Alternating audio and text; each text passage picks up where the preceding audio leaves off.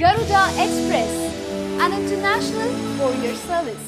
అందుకనే మీరు కళల్లో అంత హావభావాలు పర్ఫెక్ట్గా పలికించగలరు. డెఫినెట్గా అది అందరూ చెప్తారు ఏ క్యారెక్టర్ ఇచ్చినా. అది ఇండస్ట్రీలో మీ మీద కంప్లైంట్ ఉందండి, అడగమంటారా? కాకపోతే వచ్చిన ప్రాబ్లం ఏంటంటే ఎందుకు మీకు ఒక ప్రత్యేక స్థానం అనేది మీరు సాధించుకోలేకపోయారు? ఎక్కడ లోపం? నాకు నా ఫ్యామిలీ ప్రాబ్లమ్స్ ఎక్కువ అండి, చాలా.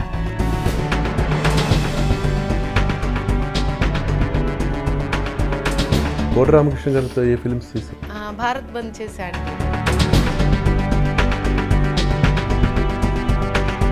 ఇండస్ట్రీలో మేడం మధ్య సూసైడ్ చేసుకుంటే కదా ప్రాబ్లం. ఎంఎస్ నారాయణ గారు ఎందుకంటే మీరు తోసేశారు నీళ్ళలోకి? అయ్యో, ఆయనే నన్ను తోసేస్తారండి బాబు. మీ వ్యక్తిగత జీవితాన్ని కోల్పోయారా? మీరు మ్యారేజ్ చేసుకున్నారా?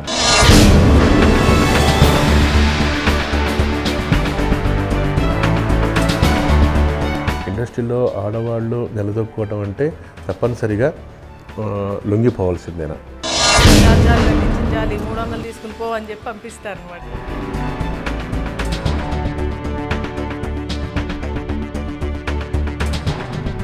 ఏఎన్ఆర్ గారితో చేసినప్పుడు ఎట్లా ఉండేది? అపార్ట్మెంట్ కొడితే 3 ఏళ్ళు ఇలా వచ్చేసింది. కోవై సరళ గారు వచ్చిన తర్వాత రాగిణి గారికి అవకాశాలు రాలేకుండా పోయినాయి. లేదు అండి.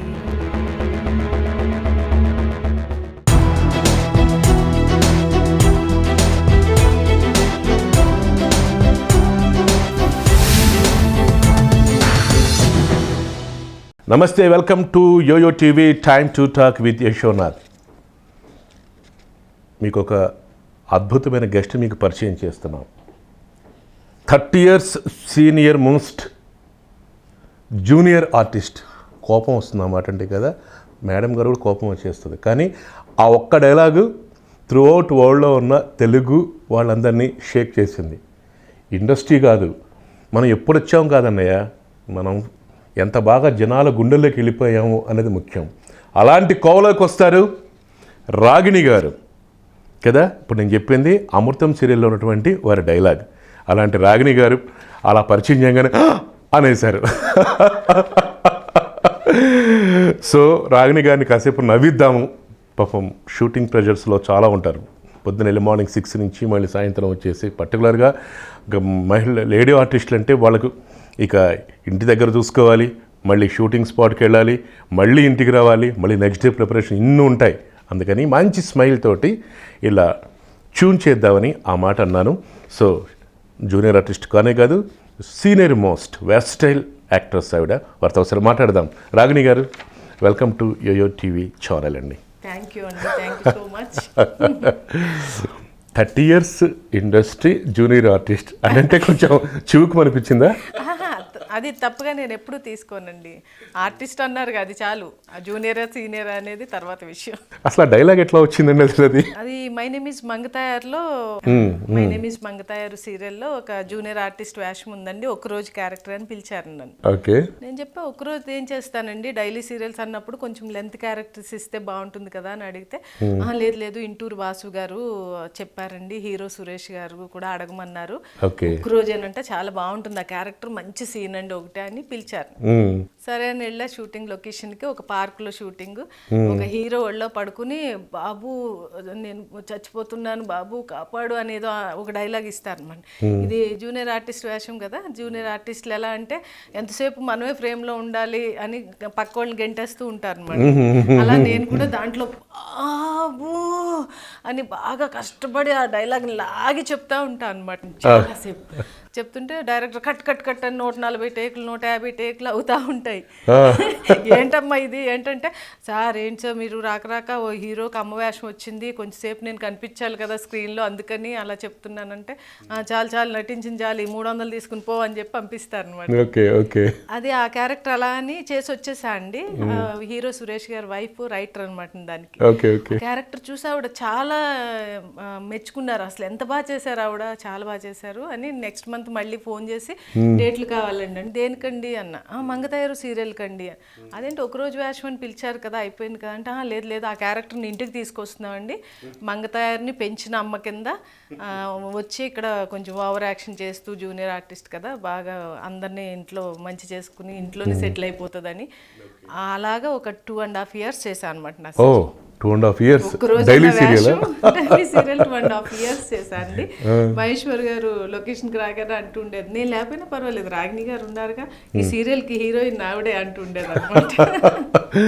ఆ డైలాగ్ అందులో వచ్చిందా? దాంట్లో అండి ఏం మాట్లాడుతున్నావు బాబు నేను 30 years ఇండస్ట్రీ ఏంటి జూనియర్ ఆర్టిస్ట్ నేను చెప్తా ఉంటుంది అనమాట మాట్లాడితే ఇండస్ట్రీ జూనియర్ ఆర్టిస్ట్ నాతో పెట్టుకుంటారా నేను ఎంత సీనియర్నో తెలుసా అది అంటే నటనలో సీనియర్వే అమ్మా కానీ జూనియర్ ఆర్టిస్ట్ కదా నోరు మూసుకుని ఉండు అంటూ ఉంటారు ఫుల్ కామెడీ అనమాట బాగా మంచి పేరు వచ్చిందండి. అవునండి అదే దాంతో బాగా జనాలకు బాగా వెళ్ళిపోయింది అది. అదే సీరియల్ తమిళ్లో కూడా ఎవరో వేరే ఆర్టిస్ట్ ని పెట్టి 2 days చేశారు వర్క్.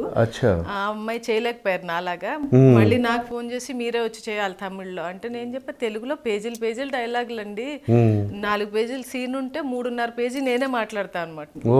అయితే నేను అంత డైలాగ్ నేను తమిళ్లో చెప్పలేనండి అంటే లేదు మీరే వచ్చి చేయాలి మీరు చేస్తారు అంతే అని చెప్పేసి పెట్టేశారు సురేష్ గారు.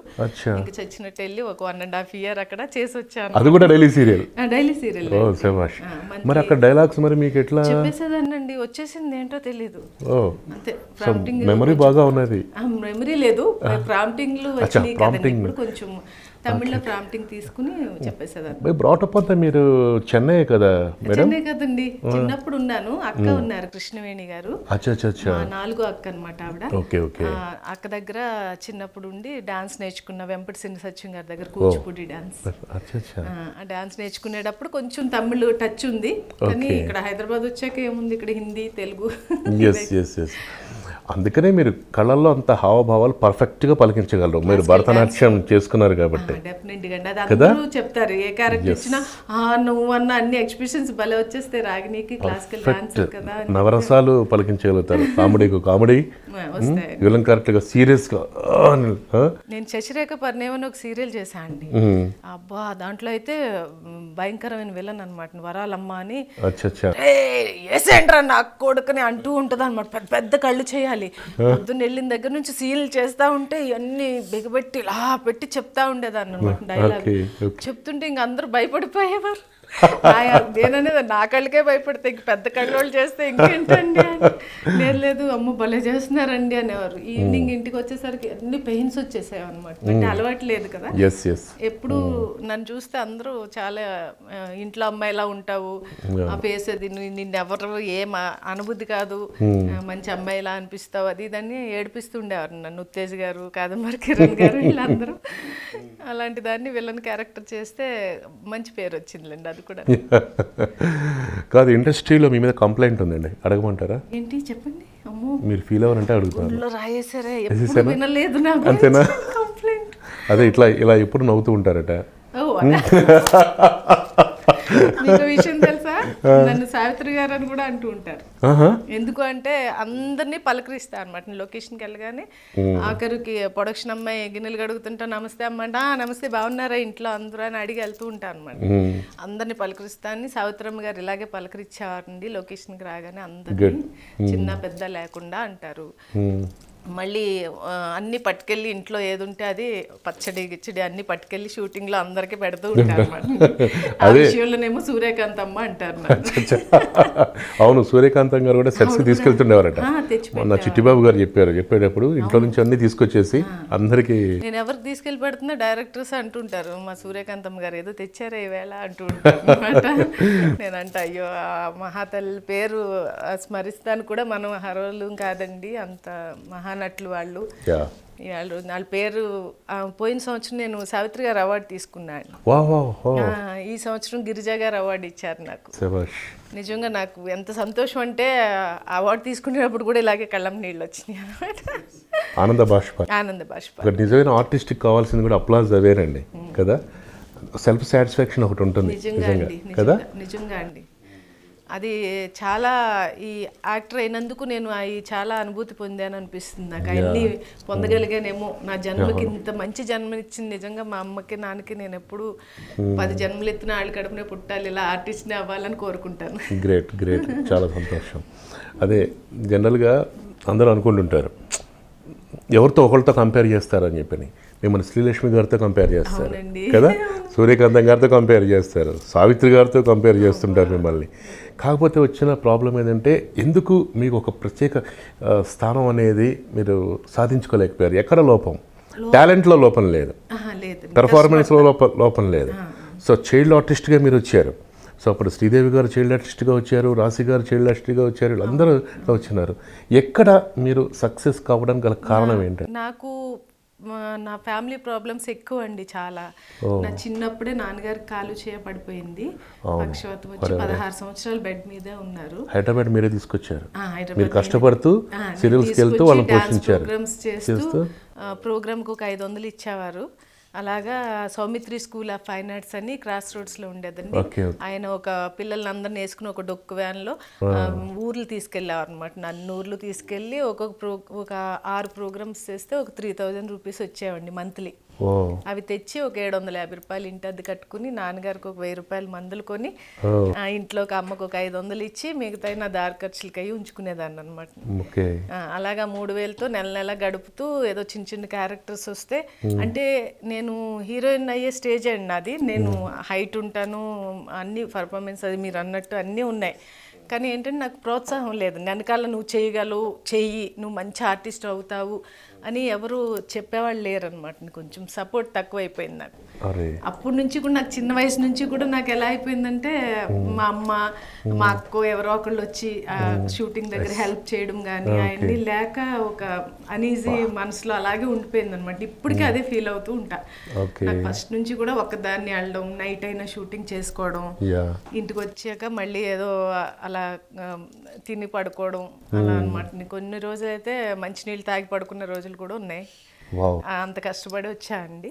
మగపిల్లలు అంటే కష్టం అమ్మా, ఆడపిల్లలు అంటే చాలా ఇబ్బంది కదా. ఏం చేస్తాం సొసైటీలో. మా 6వ అక్క పిల్లలు, బావగారు పిల్లలు చిన్నప్పుడే చనిపోయారు అనమాట. నేను ఎలాగూ చదువుకోలేదు. నేను మా అమ్మకి 12వ దాన్ని, 13 మంది పిల్లలండి మా అమ్మగారికి. అందుకని కష్టాలు పాపం. నా దగ్గరికి వచ్చేసరికి చదువు లేదు. అక్కలందరూ మేము చదివిస్తాం అని తీసుకెళ్ళేవారు. ఒక్కళ్ళు కూడా చదివించలేదు అనమాట. అవన్నీ చిన్నప్పటి నుంచి నా మనసులో అలా ఉండిపోయిన బాధలు ఇవి. ఏమో చెప్పుకోవచ్చో లేదో నాకు అదే అందుకనే చెప్తున్నాను. అలా చదువు అనే కోరిక నాకు తీరలేదన్నమాట. వెళ్ళలేదండి. ఈ ఫీల్డ్లోకి వచ్చాక గాయం సినిమాలో ఉత్తేజ్ గారు నాకు చెప్పారు. ఆయన అసిస్టెంట్ డైరెక్టర్గా చేసేవారు. వేషం ఉంది రా రాగిని అని ఫోన్ చేస్తే నేను వెళ్ళేసరికి హాల్లో అందరూ అమ్మాయిలు కూర్చున్నారు రకరకాల డ్రెస్సులు వేసుకుని. నేనేమో ఒక పిచ్చి చుడిదార్ ఏదో వేసుకుని వెళ్ళా. అప్పటికే నా 6వ అక్కని తీసుకొచ్చి ఇక్కడ పిల్లల్ని గవర్నమెంట్ స్కూల్లో వేసా అండి. బాబులు 3, 750 రూపాయలు సంవత్సరానికి. ముగ్గురిని జ్యోతి బాలమందిర్ అని స్కూల్ ఉంది, దాంట్లో వేసి చదివిస్తున్నాను అనమాట. ఏంటంటే నేను చేయలేని పని వాళ్ళతో అయినా చేయించాలి, బాగా చదివించాలి వాళ్ళని పట్టుబెట్టేసుకున్నాను. పర్లే కష్టపడతాను, ఏముంది రాత్రి పగలు ఎంత వస్తే అంత డబ్బులు ఎంత వచ్చినా వెళ్ళిపోయేదాన్ని అనమాట. 300 ఇస్తానన్నా షూటింగ్కి వెళ్ళిపోయేదాన్ని, 500 ఇస్తానని వెళ్ళిపోయేదాన్ని.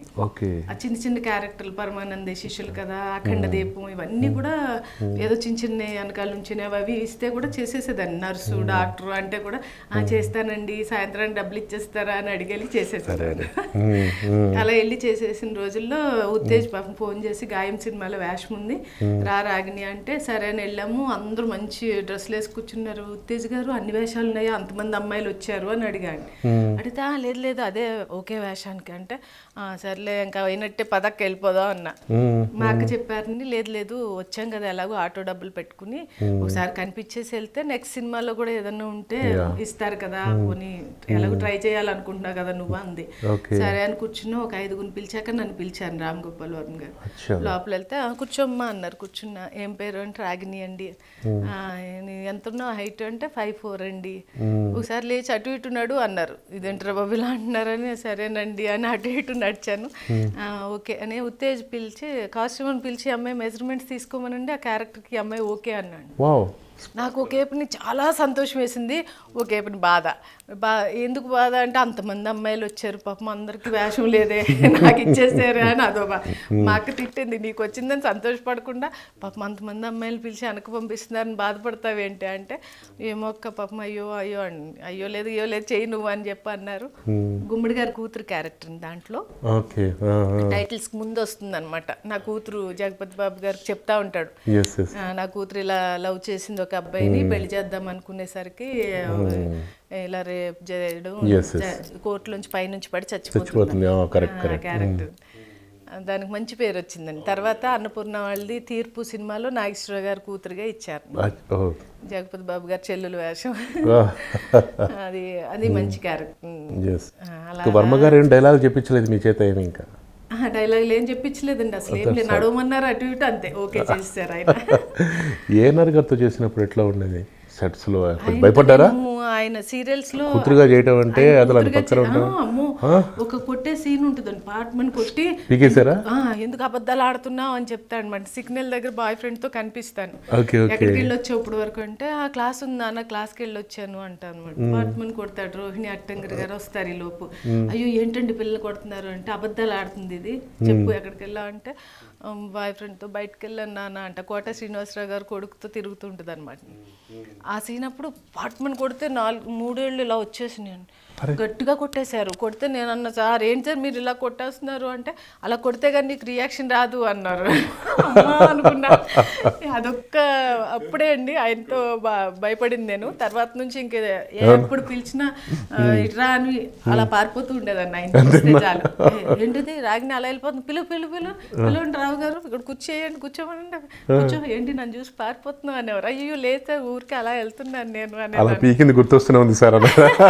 తర్వాత ఆయనకి మేనగోళ్ళుగా చేశాను, చెల్లులుగా చేశాను సీరియల్స్ లో.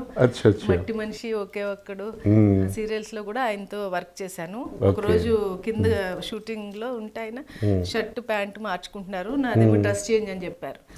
తొందరగా రా అమ్మాయి అన్నారు, మీరు ప్యాంట్ షర్ట్ మార్చుకునే లోపు నేను వస్తాను సార్ అన్న.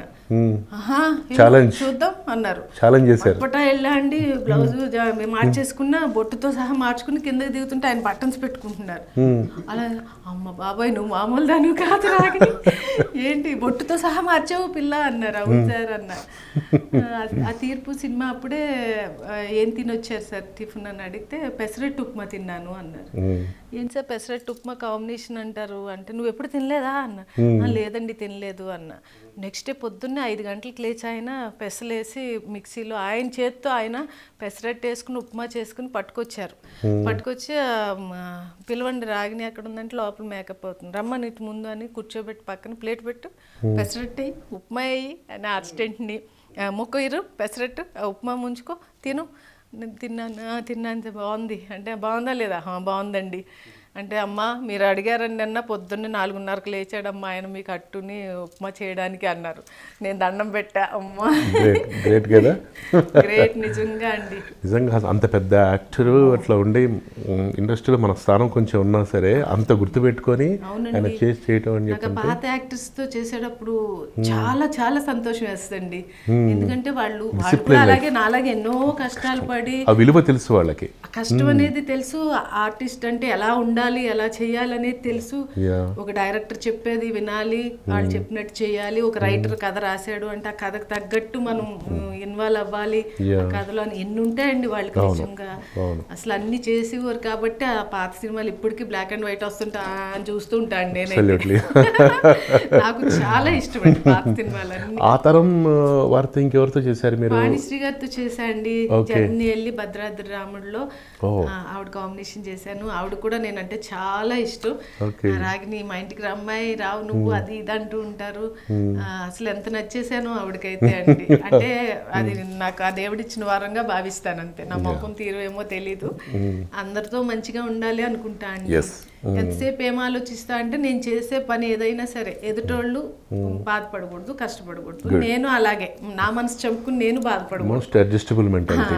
బాగా అండి. ఆ అడ్జస్టబుల్ మెంటాలిటీతో ఏమైపోయిందంటే చిన్నప్పటి నుంచి కూడా ఏదొస్తే అది చేయడం, డబ్బు కూడా ఎప్పుడు డిమాండ్ చేయడం రాలేదండి నాకు ఇప్పటివరకు కూడా. ఇప్పటికి కూడా అండి. అస్సలు నాకు ఇలా ఇప్పుడు వచ్చేవాళ్ళు ఎలా ఉన్నారండి ఆర్టిస్టులు, నాకు సపరేట్ కారు కావాలి, ఏసీ వేయాలి, మేము ఎక్కగానే కారు, ఒక్కదానికే కారు పంపండి, ఇంత పేమెంట్ ఇస్తే చేస్తాము, ఓకే, ఎవరైనా ఏం అనుకోకర్లేదు మనం. అలా ఉన్నారు అందరూ సీరియల్స్ లోనే. చిన్న బడ్జెట్ సీరియల్స్ కూడా ఇన్ని డిమాండ్స్.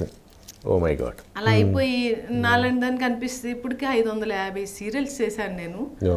కానీ ఆ డిమాండింగ్ కానీ ఒకటి అడగడం కానీ, ఏమండి నాకు పేమెంట్ ఎంత ఇస్తారు, కొంచెం ఒక 1000 రూపాయలు పెంచండి సార్ అని అడగడం కానీ రాలేదే నాకు. అంటే నేను అనుకోవడం ఏంటంటే సార్, నా కష్టాలే అలా అనిచేసినాయేమో అన్ని. ఆ తృప్తి అనేది ఉంటుంది చూడండి. మనకి 1000 రూపాయలు వచ్చినప్పుడు ఎంత తృప్తి పడ్డామో, 1,00,000 రూపాయలు వచ్చినప్పుడు అదే తృప్తి పడతాం. అడ్జస్ట్ మెంటాలిటీ మీరు అన్నట్టు మనస్తత్వం బాగా మారుతీలు అర్థమైపోతుంది. ఎందుకంటే కుటుంబ బాధ్యతలు ఎప్పుడైతే మన మీద పడతాయో ఇంకా ఆటోమేటిక్గా మనం తెలియకుండా ఆ బడ్డను మన మీద వేసుకుంటాం. కాబట్టి ఇక ఆ సిచ్యువేషన్కి మనం బయటికి వెళ్ళే పరిస్థితి లేదు. ఇంకా వాళ్ళు 10 రూపాయలు ఇచ్చినా 100 200 ఇట్లా ఇచ్చేసినా సరే అడాప్ట్ చేసుకోవటమే. ఎందుకంటే కన్నా తల్లిదండ్రులు మన మీద డిపెండ్ అయ్యి ఉన్నారు, ఆ బాధ్యత. సో చివరి వరకు అమ్మా నాన్న వాళ్ళు మీరే చూసుకున్నారా? ఒక 1 మంత్ ముందు నాన్నగారు చనిపోతారనగా కర్ణాటక అన్నయ్య దగ్గర వెళ్ళిపోతాను నేను.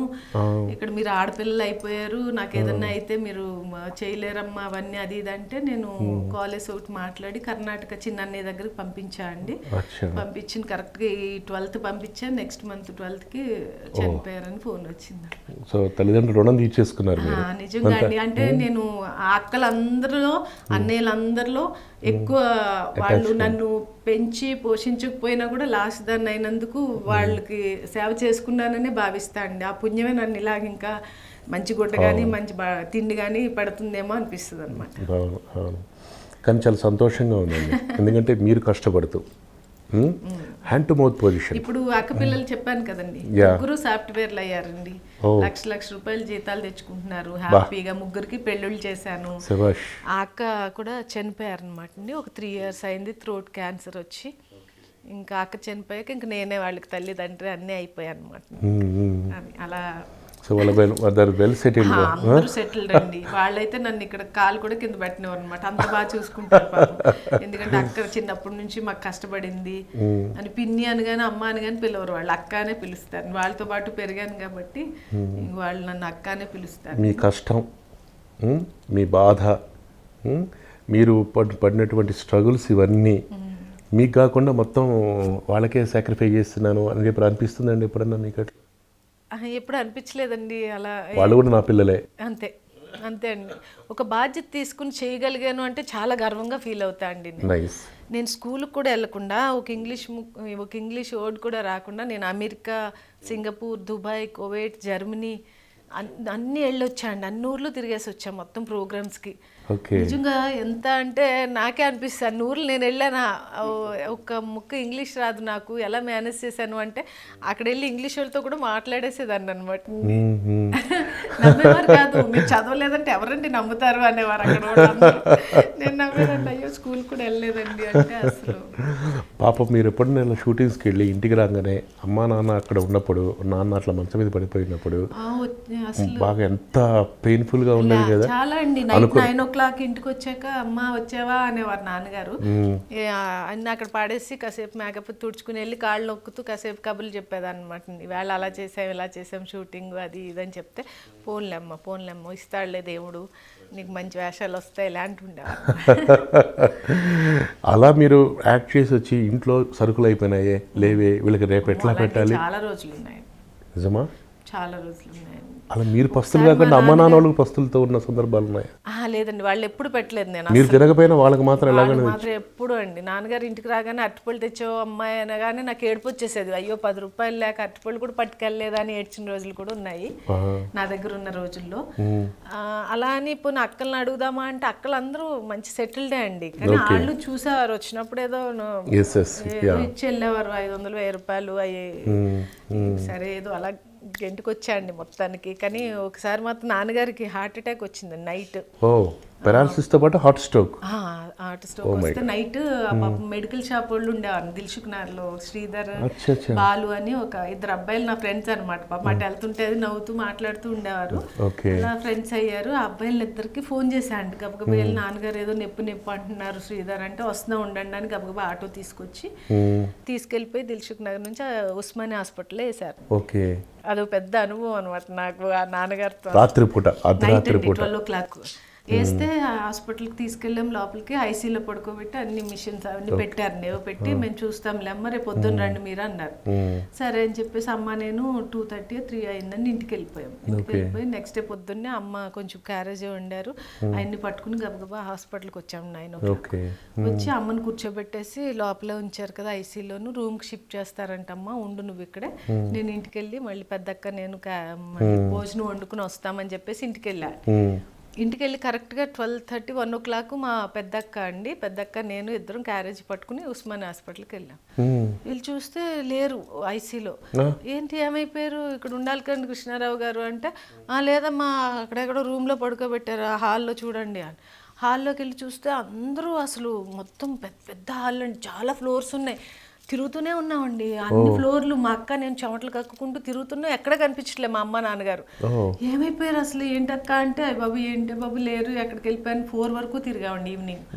1:30 నుంచి 4 వరకు తిరిగి ఇంకా అర్థం కావట్లేదు. ఇద్దరికి బ్లాంక్ అయిపోయి ఏం చేయాలి అంటే ఏం చేస్తాం ఏమో అర్థం కావట్లేదు. అప్పుడు సెల్ లేవు కదండి, ఫోన్లు లేవు. పద ఇంటికి వెళ్దాం మరి, ఏమో అర్థం కావట్లేదు, పోలీస్ కంప్లైంట్ అదే ఏమన్నా ఇద్దామని చెప్పేసి ఇంటికి నెమ్మదిగా ఏడ్చుకుంటూ ఇంటికి ఆటోలో దిగేసరికి మా నాన్నగారికి శుభ్రంగా స్నానం చేయించి వైట్ డ్రెస్ వేసి కూర్చోబెట్టి మా అమ్మ ఆవిడ స్నానానికి వెళ్ళారు అనమాట. అదేంటి మీరు ఇంట్లో ఎప్పుడు వచ్చేసారు అంటే, మధ్యాహ్నం వచ్చేసాము, ఐసీలోంచి తీసుకొచ్చి ఓ శవం పక్కన పడుకోబెట్టారు నన్ను, నేను ఉండనంటే ఉండనన్నాను. ఆ కర్ర తీసుకున్నాడు. బయట ఇంకో గేట్ ఉంటుంది దొడ్డి దారి, ఆ దారిలోంచి సన్నగా గేట్ తీసుంటే దాంట్లోంచి వచ్చి ఆటో ఎక్కేసి వచ్చేసారంట. బిల్లు కట్టలేదు. అయ్యో ఏంటి నాన్నగారు ఇలా చేస్తారా మీరు అసలు అంటే, ఏం కాదులే పర్లేదు తగ్గిపోయింది అందుకు వచ్చేసాం. అలా భయపెట్టారు కొంచెం నాన్న. మీరు కొంచెం బాగా యాక్టర్స్గా సెటిల్ అయిపోయి పేరు వచ్చిన తర్వాత చూసారా నాన్నగారు, అమ్మ నాన్నగారు వాళ్ళ వైభవం చూసారా? లేదా ఉన్నప్పుడే నాన్నగారు అయితే, అమ్మ అయితే చూసారండి. అమ్మ ఉన్నారు ఒక 3.5 years అయింది అమ్మ చనిపోయి. అమ్మగారు అన్నీ అండి, నేను ఏ చీర కట్టినా అమ్మాయి చీర కట్టాను బాగుందా అంటే, పోన్లే అమ్మ నువ్వు మంచి కళ్ళు, నీ కట్టుకొని చీర అంటూ లేదు, పెట్టుకొని నగ అంటూ లేదు, అలా అయిపోయింది, పోన్లే అదృష్టం పుణ్యం చేసుకున్నావు అమ్మ అంటూ ఉంటుంది అనమాట. ఏదో నూరు వెళ్తున్నా అంటే కూడా నీ కళ్ళు పుణ్యం చేసుకునే అమ్మ, చూసిరా అంటూ ఉండేవారు మా అమ్మగారు. మీకు చాలా మంచి పేరు ఉందండి, చక్కగా మాట్లాడతారు. నేను చెప్పిన కంప్లైంట్స్ అవే ఇందాక. సెట్లోకి వెళ్తే అందరిని పలకరిస్తారు, చక్కగా అందరితో మాట్లాడతారు. మీ వల్ల ప్రొడ్యూసర్లకు కానీ డైరెక్టర్లకు కానీ ఇబ్బంది లేదు. సింగిల్ టేక్తో చక్కగా అన్ని ఆర్టిస్ట్కి మరి టైం కూడా సేవ్ చేస్తూ చెప్పంటారు. పొద్దున్నే 7 అంటే 7 విత్ మేకప్తో రెడీ ఉండేవాళ్ళు ఎవరు అంటే హైదరాబాద్లో రాగిని ఒక్కతే. మీరు ఎక్కడైనా చూడండి ఇంట్లోనే రెడీ అయిపోయి వెళ్తా అండి. షూటింగ్ లొకేషన్లో కూడా మేకప్ వేసుకోను. ఫిలిం సిటీ అంటే కూడా, రామోజీ ఫిలిం సిటీ అంటే కూడా 5 o'clock లేచి 6 కల్లా మేకప్తో రెడీ ఉంటా, కార్ రాగానే ఎక్కుతాను. మీరే మేకప్ చేసేసుకుంటారు? నేను మేకప్ అండి. 25 years నుంచి ఒక 3 years ఏమో వాళ్ళతో వేయించుకున్నా, తర్వాత ఇంకా నేనే చేసుకోవడం నేర్చుకున్నా. వెరీఫుల్. సో మీరు ఇప్పుడు ఈ మేకప్ మీరు చేసుకొని వచ్చారా లేకపోతే నేరు షూటింగ్ నుంచి వచ్చారా? నేను చేసుకుని వచ్చాను. అవునా? ఇంటర్వ్యూ కదా, అందరూ చూస్తారు, కొంచెం అందంగా ఉండాలి రాగిని,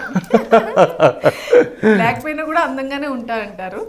ఇంట్లో నైట్ వేసుకుని తిరుగుతుంటే కూడా ఏంటండి మీరు ఇలా ఉంటే కూడా బాగున్నారే అనేవాళ్ళు చాలా మంది ఉన్నారు.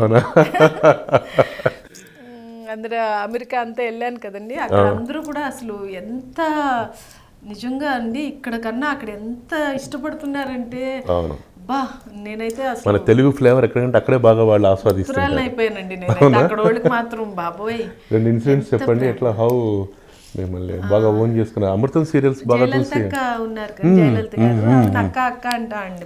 ఎక్కడికి వెళ్ళినా మా ఇద్దరిని అడుగుతూ ఉంటారు, జయలలిత గారు మీరు అక్క చెల్లెళ్ళు కదండి అంటే, నేను అలా చూసి అవునండి అంట. ఆవిడ అంటారు ఎందుకు అని చూసావు, అవునా నేను ముందే చెప్పేయచ్చు కదా, నువ్వు ఎందుకు అలా ఆలోచించావు అంటుంది పాపం. నా బర్త్డే అయితే కూడా ఆవిడ నేను ఎక్కడ షూటింగ్ లో ఉన్నా కూడా కేక్ పట్టుకొచ్చి కట్ చేపిస్తారు, సంవత్సరం ఇంటికి పిలిచి ఓ చీర పెడతారు. నిజంగా ఆవిడ కూడా నాకు ఓ తోబుట్టు లాగా అనమాట. అసలు చాలా ప్రేమగా చూసుకుంటారు. ఎక్కడికి వెళ్తున్నా, ఏ గుళ్ళకి వెళ్తున్నా, ఏ ఊర్లో వెళ్తున్నా చెప్తారండి, ఇలా వెళ్తున్నాను వస్తావా రాగి వెళ్దాము అని. అన్ని ఊర్లు తిరుపతి అవన్నీ తీసుకెళ్తారు. అంటే అదే నేను చెప్పాను కదా మీకు సపోర్ట్ లేదు, నువ్వు వెళ్ళగలవు, నువ్వు చూడగలవు అనేవాళ్ళు ఎవరు లేరు. ఇప్పుడు పిల్లలు ఏమంటారంటే నువ్వు వెళ్ళు, నీకు ఇష్టమైన వాళ్ళు రమ్మను, వాళ్ళు ఖాళీ ఉందంటే టికెట్లు పెడతాము వెళ్ళి చూసిరా అంటారు. అలా వెళ్ళాం కదా సార్, గమ్మున ఎలా వెళ్తాం? మనకి ఇష్టమైన వాళ్ళు మనం అమ్ము అనాలి, వాళ్ళు అనాలి. అలా అయితే కానీ ఆవిడ బాగా పుణ్యక్షేత్రాలు అవి బాగా తిప్పుతారండి. నాకు చాలా ఇష్టం. కుటుంబ పరంగా చిన్నప్పటి నుంచి మీది ఒంటరి పోరాటం, ఇండస్ట్రీలో ఒంటరి పోరాటం కదా? ఇండస్ట్రీలో ఎలా అంటే అండి, ఒక వేషం చూసి ఒక డైరెక్టర్కి నచ్చి ఇంకొక వేషానికి పిలవడం అలా జరిగిందండి. నేను ఎప్పుడు అదే చెప్తా, ఏ ఫంక్షన్కి వెళ్ళినా ఏ మీటింగ్కి వెళ్ళినా నా డైరెక్టర్స్ నా ప్రొడ్యూసర్స్ నాకు దేవుళ్ళు అంతే అండి. నిజంగా అంటే వాళ్ళు రాగిణిలో ఒక రాగిణిని చూడలేదు, ఒక కళాకారిని చూశారు. అలా కళాకారిని చూసి ఇచ్చారు అని నేను ఎప్పుడు కూడా చాలా ఇదవుతా.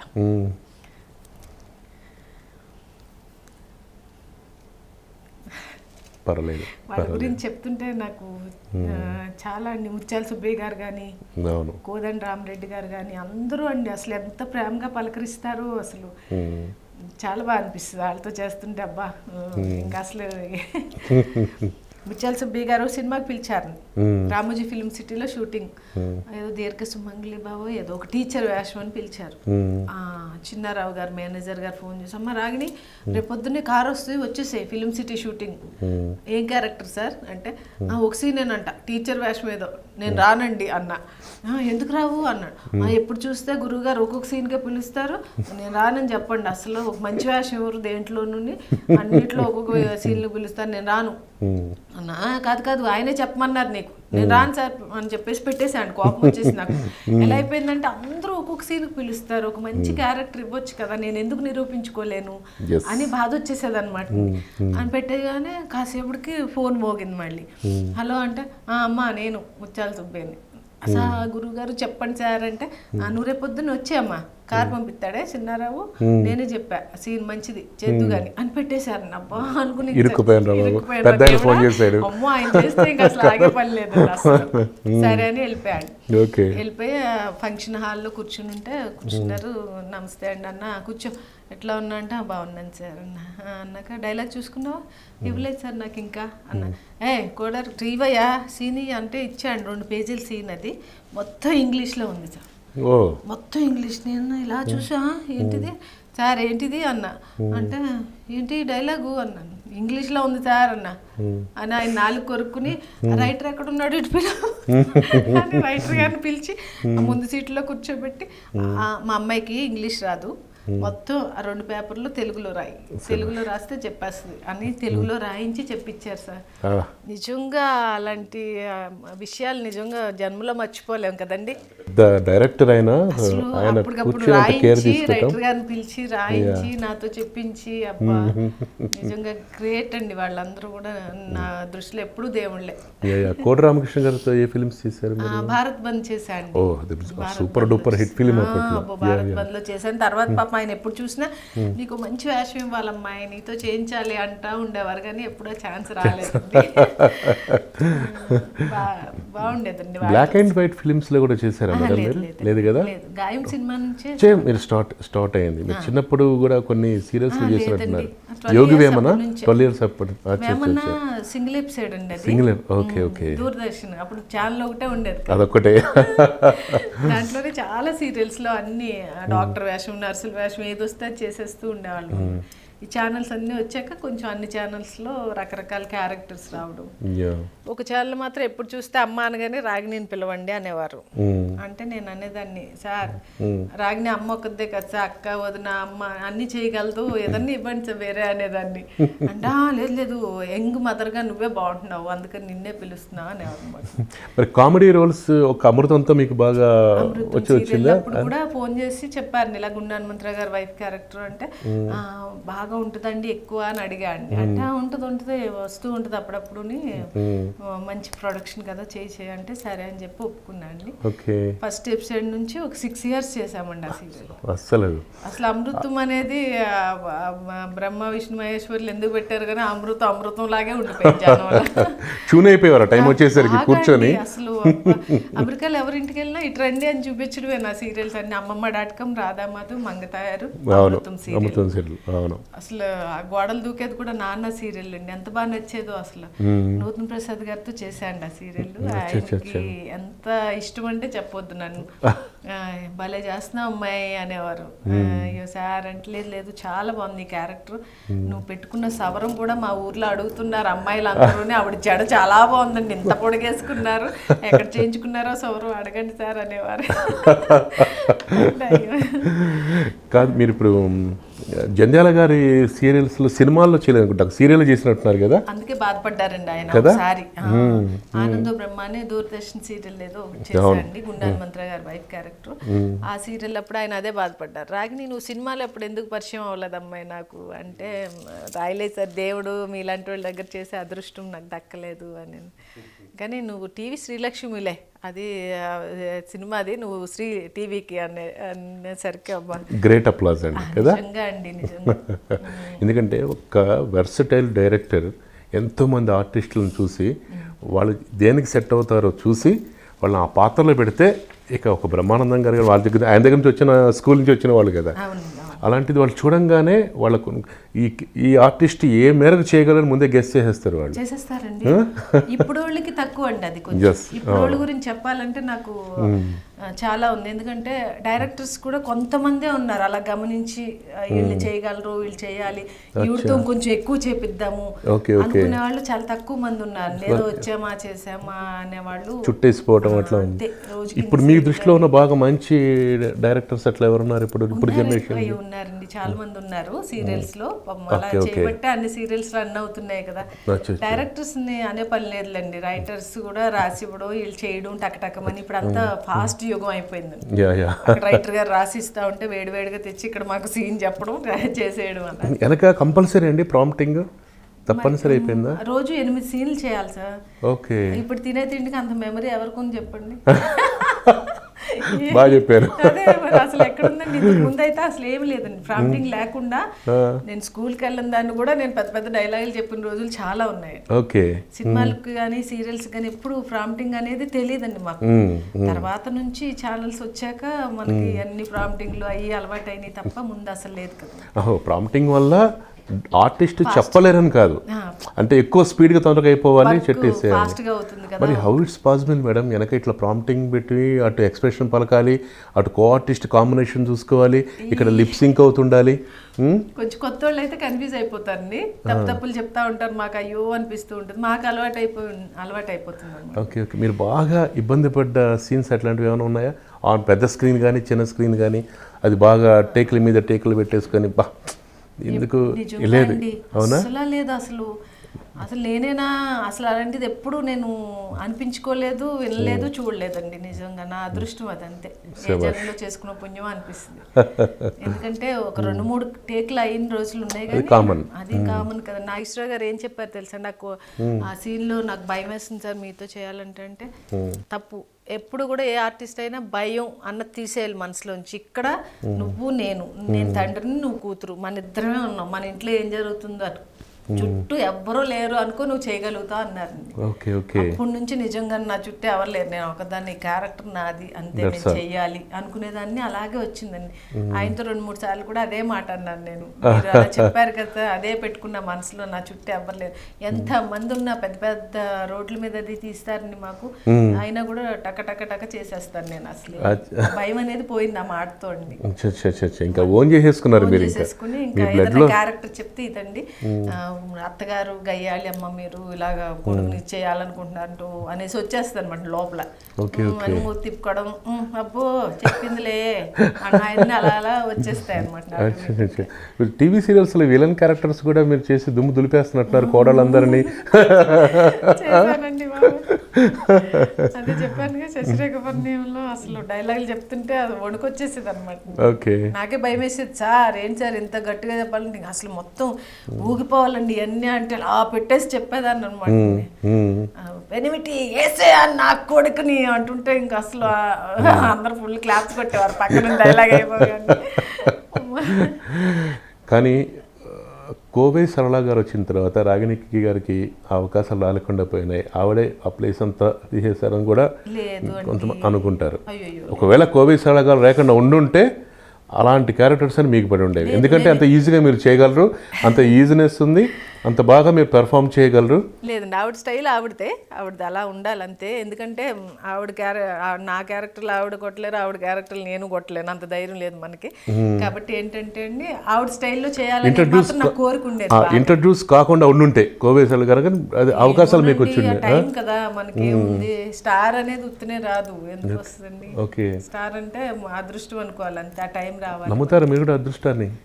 నమ్ముతానండి, ఎందుకంటే ఏది ఇచ్చినా నాకు అదృష్టంగానే భావిస్తాను కాబట్టి నమ్ముతాను అనుకో. ఏది ఇచ్చినా మీరు తీసుకుంటున్నారు కదా, కానీ ఆ రేంజ్కి రావాలన్నా కూడా మీరు కొంచెం ఏమన్నా బాగా బాధపడ్డారా? అరే ఇన్ని చేశారు మీరు, 550 సీరియల్స్ చేశారు, నా దగ్గర 400 సినిమాలు చేశారు, మీరు చేయలేని డ్యాన్స్ షోస్ లేవు, నాటకాలు చేశారు, ప్రోగ్రామ్స్, బ్యాలెన్స్ చేశాను, అన్నీ చేశాను. అసలు మీ కళే ప్రాణం, కళే జీవితం, కళే నిద్ర, కళే ఆహారం. నిజంగా అండి, మా పిల్లలు అంటూ ఉంటారు బిగ్గు పెట్టుకుని యాక్టింగ్ చేసేదాన్ని నేను పద్మవ్యూహం సీరియల్. నైట్ పడుకుని నిద్రపోతూ మిడ్ నైట్ లేచిపోయి గబగబా ఇలా సర్దుకుంటూ ఉండేదాన్ని అనమాట. మా అక్క లేచి గబుకుని ఇలా చూసి బాగుంది పడుకో అంటే మళ్ళీ పడుకునేదాన్ని అనమాట. రాత్రులు కూడా విగ్గులు సర్దుకుంటున్నావి నువ్వు బాబోయ్ అని. రేపు పొద్దున్న ఏం చీర కట్టుకోవాలి, ఏం బట్టు పెట్టాలి, ఏం నగలు పెట్టుకోవాలని పడుకుని ఆలోచిస్తూ ఉంటాను అనమాట. పొద్దున్న లేవగానే టకటకటకట పెట్టేసుకుంటుంటే వాళ్ళు నవ్వుతూ ఉంటారు. ఇంకా అసలు పడుకుని కూడా ప్రశాంతంగా నిద్రపోవే, రేపు ఈ క్యారెక్టర్ ఇచ్చారు దానికి ఎలా రెడీ అవ్వాలి ఏంటి అని అయ్యే ఆలోచిస్తావే అంటే ఏమో అలా వస్తుంది, మరి ఏం చేయాలి నేను, నాకు ఆ ప్రపంచం తప్ప ఇంకేం లేదు అనిపిస్తుంది అనమాట. కానీ రావాల్సినంత అదృష్టం రాలేదని అనుకోవచ్చా? చాలు. అదేంటి అలా అని కాంప్రమైజ్ అవుతున్నారా? అడ్జస్ట్ అయినట్టుగా కాంప్రమైజ్ అవుతున్నారా? లేదు, నాకు ఇప్పటికి 4 నందులు వచ్చినాయండి. ఇప్పుడు 5వ అనౌన్స్ చేశారు 2012. కంగ్రాచులేషన్స్. థ్యాంక్ యూ అండి. 3 years బెస్ట్ కామెడియన్ గా తీసుకున్నాను అంతే అవార్డు. దానికి అందరూ హ్యాట్రిక్ కొట్టా అని ఫోన్ చేస్తుంటే నాకేంటో అంటే అమ్మో ఇంకా అప్పుడే చెప్పేస్తున్నారు వీళ్ళు, ఇంకా నేను ఎన్నో చేయాలి, ఇంకా చాలా వయసు ఉంది కదా, అప్పుడే నాకు అయిపోయినట్టు చెప్పేస్తున్నారు. అది అంటే అది కాదు, నీకు హ్యాట్రిక్ అనేది అందరికీ రాదు. 3 years లైన్ గా బెస్ట్ కామెడియన్ గా తీసుకున్నావు అంటే చాలా గొప్ప ఆర్టిస్ట్ అన్నట్టే రాగిణి అని చెప్పి నా కో ఆర్టిస్టులు అందరూ మధుమణి కానీ వీళ్ళందరూ చెప్తుంటే చాలా హ్యాపీ అయిపోయిందండి. నిజంగా అన్ని అవార్డులు తీసుకున్నాను, ఇంకా నేను చేయలేదేముంది. చిన్న టీవీకి 70mm స్క్రీన్ లో మాత్రం సినిమాకి ఎప్పుడు ఉందండి ఆ లోటు, నాకు మనసులో ఎప్పుడు ఉంది. సినిమాకి కోవేశ్వర్ల గారిని అది పోల్చుకోను కానీ నాకంటూ క్యారెక్టర్ ఏదన్నా ఇవ్వచ్చు కదా, నిరూపించుకుందును కదా. ఎవరు అంటే ఎలా అంటారు ఏమంటారు, నాకు అంత క్లోజ్గా మూవ్ అవ్వడాలు అవి రావండి.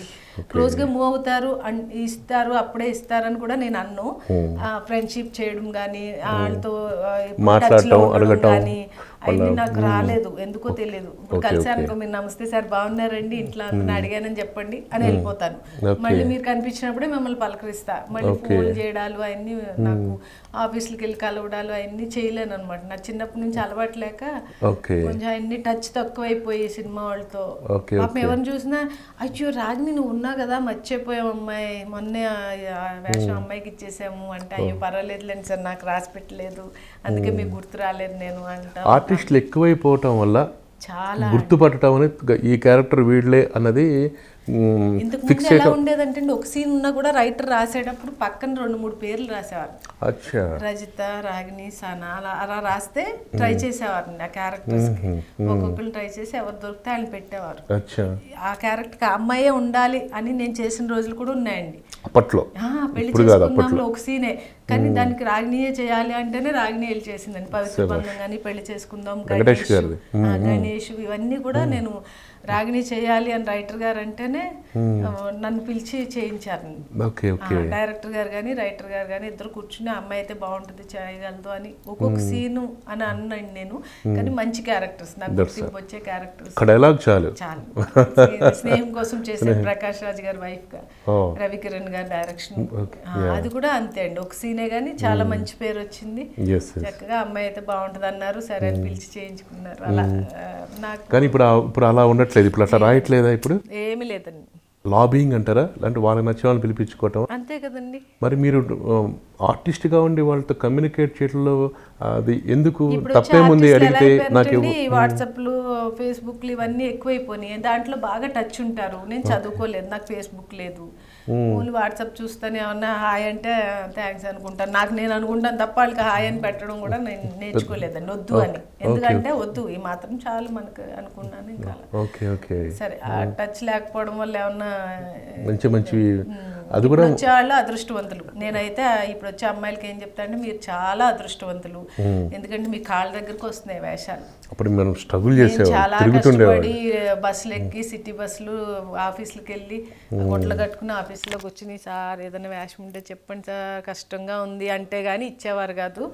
ఇప్పుడు మీరు అందరూ వచ్చి ఇంత అంటే అంత సరే అమ్మా అని గెస్ట్ హౌస్లు ఇచ్చి, హోటల్స్ ఇచ్చి, చక్కగా టైంకి అన్నీ చూసి, సపరేట్ కార్లు పెట్టి, మంచి పేమెంట్లు ఇచ్చి, ఫ్లైట్ టికెట్లు ఇచ్చి, ఊర్లు కానీ ఊర్ల నుంచి తీసుకొచ్చి పెట్టేవాళ్ళు ఎక్కువైపోయారండి. అన్ని ఛానల్స్ లో మన తెలుగు అమ్మాయి ఒక్కళ్ళు లేరు అసలు. అది ఒకటి మాత్రం నాకు, నేను ఎప్పటి నుంచో చెప్పాలనుకుంటున్నా అండి.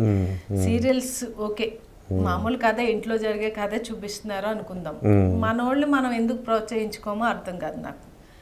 మన తెలుగు వాళ్ళు ఏం చూస్తున్నారు, వాళ్ళని ఎందుకు తీసుకొచ్చి ఎంకరేజ్ చేస్తున్నారు? వీళ్ళు ఫ్లైట్ టికెట్లు ఇస్తారు, గెస్ట్ హౌస్లు ఇస్తారు, వాళ్ళు టైం భోజనాలు, వాళ్ళకి సపరేట్ ఏసీ కార్లు అన్ని చూసేటప్పుడు భాష రాదు, ఏమి రాదు. వాళ్ళు కొట్టే స్టైల్ కి మేము ఎందుకు పనికిరావండి. నాలాంటి దాన్ని కూడా పిచ్చి దానిలా చూస్తారు అనమాట. ఏ కార్ ఎక్కితే మీకు నాన్ ఏసీలో తీసుకురమ్మన్నారు మేడం అంటే నాలాంటి దానికి ఎంత బాధ వేస్తుందండి. చాలా అలాంటి కొంచెం ఈ మధ్యకాలంలో కొంచెం బాధపడిన రోజులు ఉన్నాయి. ఏంటిది అవసరమా నాకు ఈ వేషాలు అనిపిస్తుంది ఒక్కొక్కసారి. అలా బాధపడితే పిల్లలు తిడతా ఉంటారు, నీకు అవసరం అక్క, నువ్వు కారు కొంటావు అంటే వేసుకెళ్ళు, వద్దంటావు, అది ఇది అంటూ ఉంటాను. నేనంటే ఎందుకు ఒక్క దానికోసం మళ్ళీ అది షూటింగ్ ఉన్నప్పుడే కదా అవసరం, పోనీరా వాళ్ళ బుద్ధి వాళ్ళే తెలుసుకుంటారులే అంటూ ఉంటాను అనమాట. అదేదో వాళ్ళ మీద కసితో మాట్లాడట్లేదండి నేను. పెయిన్ ఉంటుంది కదా అందులో, ఇన్ని సంవత్సరాలు చేసి ఇండస్ట్రీలో ఉండి ఇప్పుడు విలువ మీరేంటనేది నాకు తెలుసు కాబట్టి మీకు ఎంత ఇవ్వాలో గౌరవం అనేది ఇవ్వాలి. నేను ఇస్తేనే కదండి మీకు అయ్యో ఆవిడ పాపం మంచి ఆవిడ గౌరవిస్తుంది మనుషుల్ని అనిపిస్తుంది. అలా ఇవ్వకుండా ఎగతాళిగా చూస్తే ఎంత కోపం వస్తుంది. ఇప్పుడు వచ్చేవాళ్ళు చాలా అదృష్టవంతులు. కానీ ఏంటంటే నేను చెప్పేది వాళ్ళకి మనసు పెట్టి, ఆ డైరెక్టర్ చెప్పేది విని చక్కగా ఆ పొజిషన్ నిలబెట్టుకుంటే వాళ్ళకి లాంగ్ లైఫ్ ఉంటుందండి. లేదంటే అలా వచ్చిన వాళ్ళు అలాగే ఇంటికి వెళ్ళిపోతారు. సందర్భం వచ్చింది కాబట్టి మేడం, నిజంగా ఆడపిల్లలకు అంత సెక్యూరిటీ ఉంటుందా? ఇండస్ట్రీలో ఆడవాళ్ళు నిలదొక్కుకోవటం అంటే తప్పనిసరిగా లొంగిపోవాల్సిందేనా? అలా ఏం లేదండి, సీరియల్స్కి అంతా అదేం లేదండి అసలు. అవునా? సీరియల్స్కి వాళ్ళకి వీళ్ళకి ఇష్టమైతే ఎవడండి ఏం చేస్తాడు? ఎవరు ఏం చేయరు, వాళ్ళ ఇష్టం అంతే తప్ప ఎవ్వరు బలవంతంగా మీరు కమిట్మెంట్ ఇస్తేనే వేషం ఇస్తాం అనే రోజులు లేవు, ఏమీ లేవు. ఇప్పుడు అంతా ఫాస్ట్ యుగం అయిపోయింది. ఇంకంతే, వాళ్ళకి నచ్చితే ఓకే తీసుకొచ్చుకోవడం, చేయించుకోవడం. అందుకనే చెప్తున్నా, ఇప్పుడు వచ్చే అమ్మాయిలు చాలా అదృష్టవంతులు. అందరూ ఏదో తప్పు చేసి హీరోయిన్లు అయ్యారని నేను అన్నాను. ఏమి చేయక్కర్లేదండి, వాళ్ళు కరెక్ట్గా ఆర్టిస్ట్ అని అనిపించుకోవాలని వస్తే చాలా అయిపోతున్నారు. కానీ మన తెలుగు అమ్మాయిల్ని ఎందుకు ప్రోత్సహించట్లేదు అనేది నాకు అర్థం కాదనమాట. ఓన్లీ మన చంటిగాడు హీరోయిన్ సుహాసిని ఉంది, ఆ అమ్మాయి ఒక సీరియల్ తీసిందండి, ఇద్దరు అమ్మాయిలు అని, అందరినీ తెలుగు వాళ్ళనే పెట్టింది. నేను ఆ అమ్మాయిని ఆ విషయంలో మాత్రం ఎప్పుడూ నేను మెచ్చుకుంటా అండి. వాళ్ళ నాన్నగారు శ్రీనివాస్ శ్రీనివాసరెడ్డి గారిని అదే అంట, గ్రేట్ మీరు, ఎందుకంటే మనోళ్ళని మనం ప్రోత్సహించుకోవాలి. దూరపు కొండలు నూనె పని ఎవరినో తీసుకొచ్చి పెట్టుకుని మనం వాళ్ళని ప్రోత్సహిస్తే వాళ్ళకి వస్తుంది. మన తెలుగు వాళ్ళు ఒక్కళ్ళని వెళ్ళనివ్వరండి కన్నడకి. కరెక్టే, సో వాళ్ళు యాక్సెప్ట్ చేయరు, పంపించేస్తారు. ఎందుకు మన దగ్గర అట్లా చేయలేకపోతున్నారు? మీరు అప్పుడు మధ్య ఫైట్ కూడా చేసినట్టున్నారు డబ్బింగ్ సీరియల్స్ గురించి. సీరియల్స్ రాకూడదని చేసాము, ఏమీ ఉపయోగం లేకపోయింది, అయిపోయింది అది. తర్వాత అసోసియేషన్ లో మీటింగ్ పెట్టినప్పుడల్లా చెప్తూనే ఉంటాం మేము, ఏదన్నా చేయండి సార్ ఇలాగ, కొంచెం ఆ కార్డు ఉన్న వాళ్ళైనా యాక్టింగ్ చేయమనండి, పోనీ వాళ్ళైనా వచ్చి ఇక్కడ కార్డు తీసుకుంటే మన అసోసియేషన్ బలపడుతుంది కదా, కొంచెం డబ్బులు వస్తాయి, అసోసియేషన్ బలపడుతుంది. అప్పుడు డబ్బింగ్ ఆర్టిస్ట్ కూడా అన్నారు, డబ్బింగ్ సిరీస్ లేకపోతే మా పొట్ట కొట్టినట్టు అవుతుంది, అందుకని మరి దానివల్ల స్క్రీన్ మీదకి వచ్చే ఆర్టిస్టులకి అవకాశాలు తగ్గిపోయినట్టే. అసలు వాళ్ళు ఒప్పుకుంటారా? కన్నడ వాళ్ళు అసలు ఒప్పుకోరు. నేను చెన్నై వెళ్ళి మంగతయారు ఫస్ట్ షాట్ లోకి వెళ్తే ఏఆర్ఎస్ గార్డెన్స్లో ఫస్ట్ షాట్ ఇలా చెప్పారు యాక్షను శక్తివేల్ గారు. ఓకే సార్ పండ్రి సార్ అన్నాను. సరే అని రెడీ అమ్మా రోలింగ్ యాక్షన్ అనేసరికి 15 మంది టప వచ్చేసాను, వైట్ అండ్ వైట్ డ్రెస్లు వేసుకుని పెద్ద పెద్ద మగవాళ్ళు. ఏంటి ఎంతమంది వస్తున్నారు అని అలా చూస్తూ ఉన్నాను నేను. బాబు ఏంటి ఎంతమంది దిగుతున్నారు కార్లు అని. అయినా సార్ ఇప్పుడు వందిరికంగా అది ఇదని డైరెక్టర్ గారు అడుగుతుంటే ఇలా யாரோ புதுசா வந்திருக்க ஆர்டிஸ்ட் ஆக்டிங் பண்ணுறாங்கன்னு தெரிஞ்சிருக்கு, அதான் கமிட்டி அசோசியேஷனில் மெம்பர் ஆகாமல் எப்படி యాక్టింగ్ பண்ணுவாங்க అది దాన్ని అంటే నేను అలా చూస్తున్నా, ఇదేంట్రా బాబు ఇలా వచ్చేసారు అంటే இல்ல ஃபர்ஸ்ட் டைமு ஃபர்ஸ்ட் சீரியல் அவர் பண்ணுறாங்க, నెక్స్ట్ సీరియల్ వందాన్న అప్పుడు అసోసియేషన్ మెంబర్ ఆడవాంగ అది ఇదని ఆయన చెప్పి పాపం వాళ్ళు పంపించారు అనమాట. మీ గురించి వచ్చారండి అన్నారు. ఎందుకు సార్ అన్న, అసోసియేషన్లో మెంబర్ అవ్వకుండా యాక్టింగ్ చేస్తున్నారని అంటే అయిపోయి. అంటే వేరే స్టేట్ నుంచి వచ్చి కూడా మెంబర్షిప్ తీసుకుంటే ఓకే అండి, అక్కడైనా సరే అంతే కదండి. తమిళనాడులో మీరు మనం పోయి ఇక్కడ తీసుకోవచ్చు, అక్కడికి వెళ్ళి తీసుకోవచ్చా? ఇస్తారా వాళ్ళు? ఇస్తారు ఆర్టిస్ట్ గా కార్డు ఉంటే మనకి చేసుకోవచ్చు. కన్నడలో అయితే మాత్రం లేదు, కన్నడలో లేదు, మన తెలుగు వాళ్ళకి అసలు లేదు, తెలుగు వాళ్ళకి అస్సలు లేదండి. ఎందుకు మన దగ్గర అంత యూనిటీ లేకుండా అదే అర్థం కాదండి. ఒక్కొక్కసారి అది బాధ వేస్తుంది. నేను మన తెలుగు వాళ్ళని ప్రోత్సహించండి, కొంచెం మంచి వేషాలు ఇవ్వండి, వాళ్ళకన్నా రూపాయి ఎక్కువ ఇవ్వడానికి ట్రై చేయండి. మనోళ్ళకి వాళ్ళకి ఇస్తారు, మాకు ఇవ్వడానికి బాధపడతారే. అవి నిజం కొంచెం హర్ట్ అయిన రోజులు చాలా ఉన్నాయిలేండి అలాంటి విషయాలు. మీకు కూడా పేమెంట్ రాకుండా షూటింగ్ అయిపోయిన తర్వాత అలా ఎగ్గొట్టేసిన సందర్భాలు ఏమైనా ఉన్నాయండి? అవి చాలా తక్కువలేండి పాప. తర్వాత అంటే అంత ఇవ్వలేము, ఇంత ఇస్తామమ్మా అని ఇచ్చేసేవాళ్ళు. సరే అడ్జస్ట్మెంట్ అంటే కదా, అలా అసలు డిమాండ్ చెప్పేసి పెద్ద సినిమాలకు కూడా అట్లానే జరుగుతుంది. పెద్ద సినిమాలకి ఏం లేదండి, నేను చేసిన క్యారెక్టర్లు అయితే 4 రోజులు 5 రోజులు వేషాలే కాబట్టి ఒకసారి ఇచ్చేసేవారు, చెక్ అంతే అయిపోతుంది. ఎప్పుడు మీరు ఇంత స్ట్రగుల్ చేస్తున్న రోజుల్లో మేము ఎవరు ఇట్లా ఇబ్బంది పెట్టలేదా మేడం మరి అట్లాంటప్పుడు?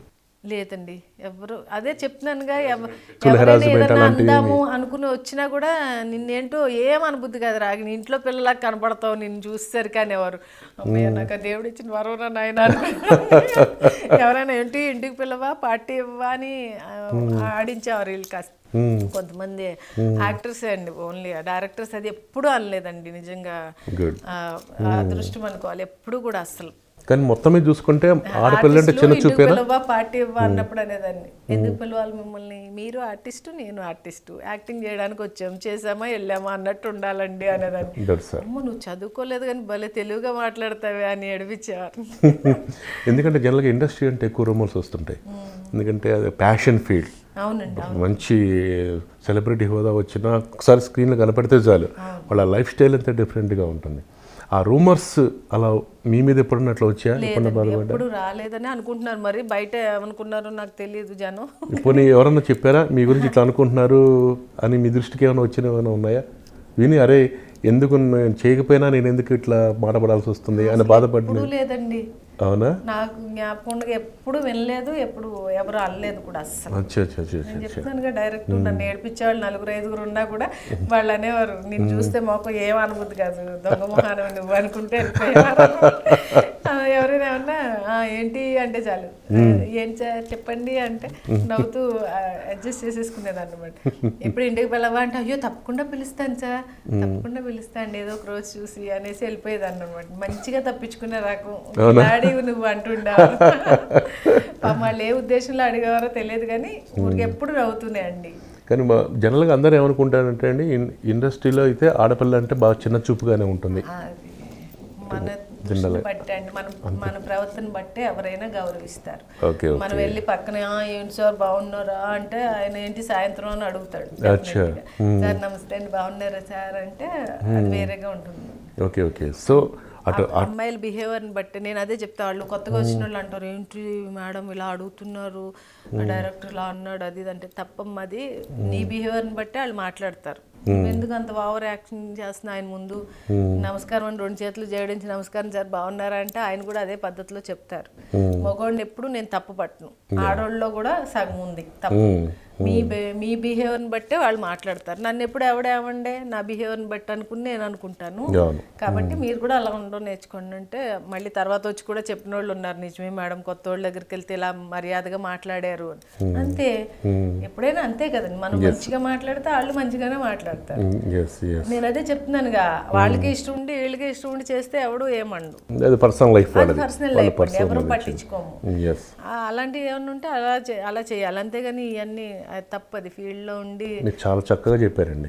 నేను చేసిన సుదీర్ఘమైన ఇంటర్వ్యూస్లో ఎంతోమంది చేశాను, సినిమా ఆర్టిస్టులు వాళ్ళని చేశాను, మీలాగా వచ్చిన లేడీ ఆర్టిస్టులు కూడా మేము చేశాను.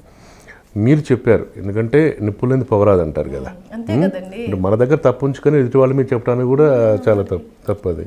ఎందుకంటే అదే ఆ సినిమాలో కనపడాలన్న ఒక వీక్నెస్ తోటే ఏమంటున్నారు సార్, కమిట్మెంట్ ఇస్తేనే వేషం ఇస్తా అంటున్నారండి అంటున్నారు అమ్మాయిలు. ఫోన్ ఎత్తగానే ముందు పేమెంట్ ఎంతమ్మా, ఇంత, ఓకే ఇన్ని రోజులు ఉంటుందమ్మా వేషం, ఓకే సరే సార్ అలాగేనండి, కమిట్మెంట్కి ఓకే కదమ్మా అని అడుగుతున్నారండి అంటున్నారు. ఇప్పుడు అలా అయిపోయిందేమో అండి. నేను అందుకనే ఎప్పుడు కూడా సినిమాల గురించి ఎక్కువ స్ట్రెయిన్ అవ్వలేదు, తిరగలేదు ఆఫీసులకి. ఒక చిన్న భయం కూడా ఉండేదండి, ఎవరైనా ఏదన్నా ఏడిపిస్తారేమో, ఎక్కడైనా ఇరుక్కుపోతానేమో, ఎక్కడైనా పడరాని మాట పడతానేమో అని చాలా భయపడి చాలా భయంగా బతికిన రోజులే అండి నావన్నీ కూడా. ఎప్పుడు ధైర్యంగా ఎక్కడికి వెళ్ళి అంటే నన్ను ఎవరో ఏదో అంటారు ఏదో చేస్తారని కూడా కాదు, అలా పబ్లిసిటీ తెచ్చుకోకూడదు, నాకెందుకు ఉన్న చిన్న జీవితంలో అవసరం అవన్నీ, నాకు ఏదో పిల్లలు పెంచడానికి కష్టపడుతున్నాను అదొకటి చేసి మంచిగా చక్కగా ఉండాలంతే అని ఆలోచించేదాన్ని. కాబట్టి అంత కేర్ తీసుకుని లైఫ్ని సాగించానేమో అనిపిస్తుంది. నిజంగా ఇదంతా మిమ్మల్ని ఎందుకంటే నేను అడుగుతున్నానంటేనండి, మీ లైఫ్ రోల్ మోడల్ అండి. ఎందుకంటే ఒక ఆడపిల్ల ఇంట్లో నుంచి బయటకు వచ్చి కష్టపడటం అంటే ఇప్పుడున్న ప్రపంచంలో ఎన్ని ఒత్తిళ్ళు ఉంటాయి, చాలా అండి. అది బయటకు చెప్పుకోలేని ఒత్తిళ్ళు చాలా ఉంటాయి. ఇది నిజంగా చెప్పాలంటే అది అంత సెక్యూరిటీ ఉన్న సొసైటీ కూడా ఇప్పుడేం కాదు. అమ్మలు కూడా ఉండి జత ఉండి తీసుకెళ్ళి అంత ఉంటే కూడా వాళ్ళకి ఏదో ఒక ప్రాబ్లంలో ఇరుక్కుని పబ్లిసిటీ అవుతూనే ఉన్నారు. అవును, అవన్నీ ఏమీ లేకుండా నాకు ఎవరు సపోర్ట్ లేకుండా నాకు నేను పోయి రాత్రి తెల్లవారులు షూటింగ్లు చేసుకుని వాళ్ళు ఇచ్చే 300 తెచ్చి గడిపాను అంటే నిజంగా అండి నేను చెప్తున్నానుగా, ఎంబీబీఎస్లు చదువుకున్న వాళ్ళు కలెక్టర్ వాళ్ళందరికంటే కూడా నేను గ్రేట్ అని ఫీల్ అవుతా. 100% చాలా గ్రేట్ మీరు. ఎందుకంటే ఇండస్ట్రీలో మగవాళ్ళు కష్టపడి రావటం వేరు. చిరంజీవి గారు కానీ, రవితేజ గారు కానీ, ఇంకా చాలా మంది కష్టపడి పైకి వచ్చారు. అలా నేను ఏదో గొప్ప చేసేసానని కాదు, నా అక్క పిల్లలకు ఒక దారి చూపించాను, నా అమ్మని నాన్నగారికి సేవ చేసుకున్నాను, నాకంటూ మనశ్శాంతిగా ఉన్నాను, ఎవరిని ఇబ్బంది పెట్టకుండా నేను బతుకుతున్నాను అనేది ఒకటి అండి. చిన్న చిన్న సేవా కార్యక్రమాలు చేస్తూ ఉంటా అండి. ఎయిడ్స్ పిల్లలకి అది పిలిస్తే ఫ్రీగా వెళ్ళి చేసి వస్తాను. మోగా చెమిటి వాళ్ళు ఫంక్షన్లు పెట్టుకుంటారు అప్పుడప్పుడు, వాటికి నన్ను గెస్ట్ గా పిలుస్తారు. భరతనాట్యం బ్యాలెన్స్ అవి చేస్తుంటారా వెళ్ళి వాళ్ళకి గెస్ట్ గా 4 మాటలు చెప్పండి అంటే పక్కన ఒక అమ్మాయి ఉండి పాపం అన్ని చెప్తా ఉంటారు సైక్ చేసి. నేను అన్ని చెప్తాను, మీకు దేవుడు ఇచ్చిన వరం ఇదంతాను, ఈ జన్మకి ఇంతే అనుకుని మీరు చాలా ప్రశాంతంగా బతకాలి అది ఇదని చెప్తా ఉంటే వాళ్ళు మంచి మాటలు చెప్పారమ్మా అంటారు వాళ్ళు. అలా అనమాట. అలాంటి ఫంక్షన్స్ అన్నిటికీ నేను పైసా కూడా డబ్బులు తీసుకోండి అడగను ఎంత ఇస్తారు అని కూడా వెళ్ళి అలాంటి చేస్తూ ఉంటాను అనమాట.